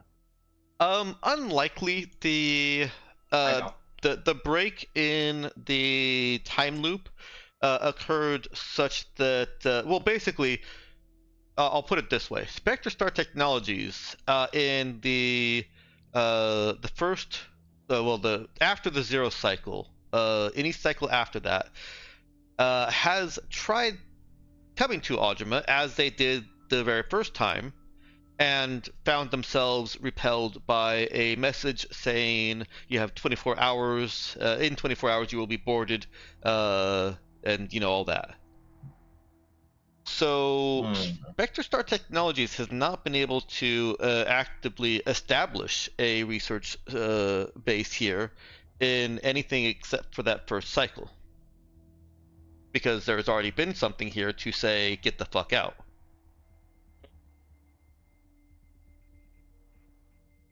That makes sense? Yeah. Okay. Yeah, they can't get set up here, so they can't get too involved here. Yeah, Audrima is, for all purposes, independent now. They broke free of their captors and have had 20,000 years to define their borders. All right. Well, then I think we'll continue with the scene just a little bit. They do tell Portia Lin that she will need to be. Why am I not thinking of the right word? Not paralyzed, not put to sleep. Sedated, but. Euthanized? I mean, anesthetized? Anesthetized, but there's. Yeah. I want to say like between anesthetized and put into a coma. I guess put to sleep is the best. I'm not gonna bother with it. That should and you're sure she's not being euthanized? Well, it depends on how you feel about the ship of Theseus. It's true. I'm not sure I like that, even though it's a great answer. Every time you go to sleep, I don't like it. Every time you go to sleep, you die, and then you wake up a new person. This is you've heard of Ship of Theseus. Now get ready for Captain of Theseus. So they tell her that because of the inadequate nanotech integration with human tissue. They're going to have to replace SpectreStar Technologies' hack with their nanotech, and believe that Portia Lin should be able to survive this, but no human thus far ever has. But they believe that she will survive it because SpectreStar did create her body to Oh, I guess that is something you learn also. Yes, SpectreStar, you've confirmed that SpectreStar did create her body. She is not mid-20s. She's barely 10 years old. Flashpoint. Okay. Important question, Virgilia. Do you know whether they're do they have other item around other than crew? I should clarify. Is restorative glow a normal part of healing surgeries over here? No, it's just me. Okay. You should offer the help. If they're not sure she's going to survive, then every potential edge helps.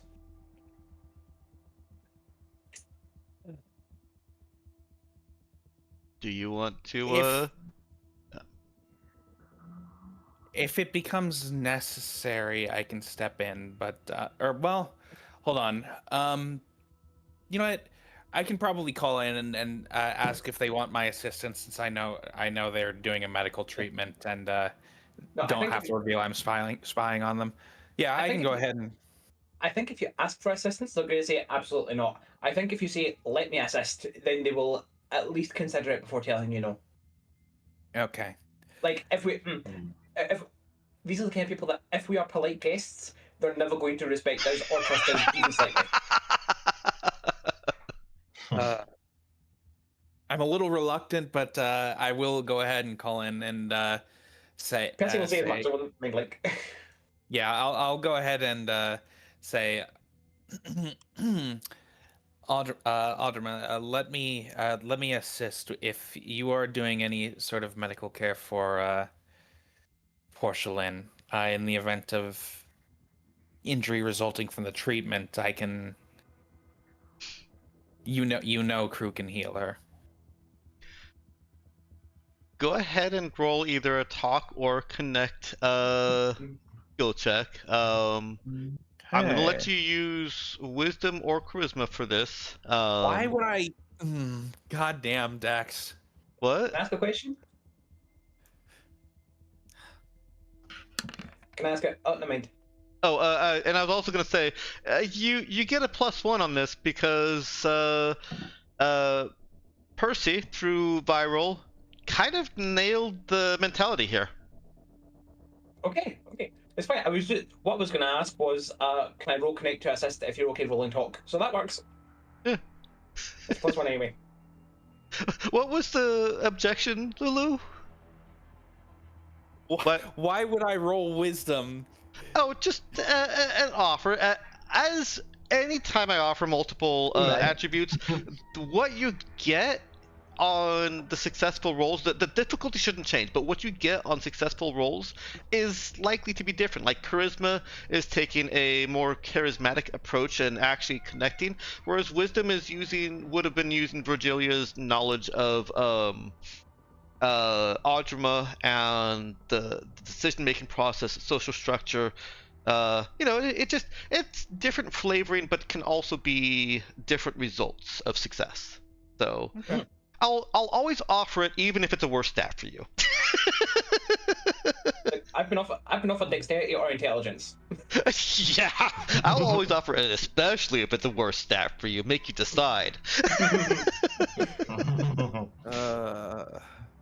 All right, with a 12, they do take your argument at face value, and they agree that it would be a wise safety precaution with some knowledge of how Virgilia has, with crew, been able to treat injuries that were otherwise deemed unsalvageable and would have resulted in that person disappearing.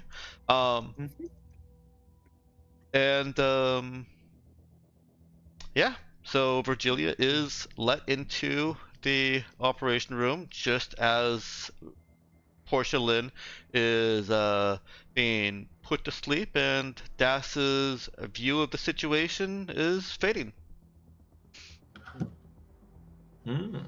Percy Well, is radiating okay. smugness over the mental link.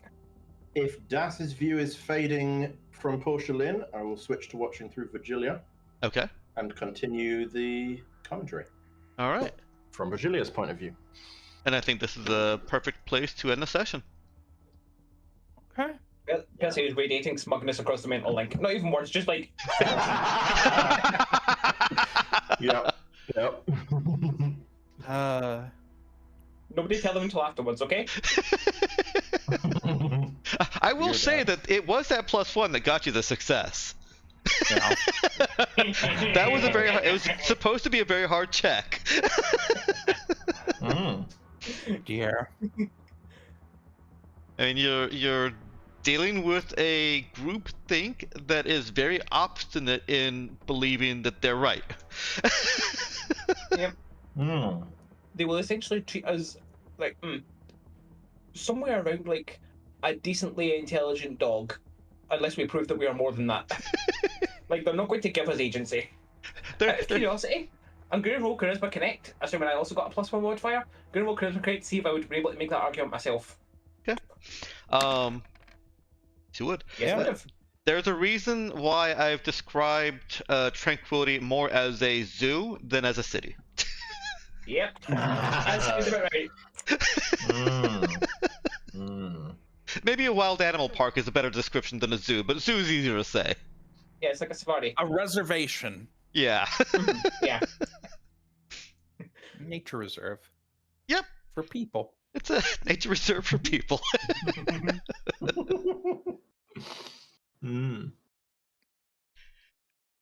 Yeah. All right. Any final comments or scenes before I put us into review? Comment for next time. Acid, Libra, and Notario do actually remember Portia Lin, like, personally from their own memories, and we really set up a scene for her with at least one of them. Okay. All right. That I'm is so curious to know how they react. Sure. That is preserved in the non-review portion of the stream, and we go to the review.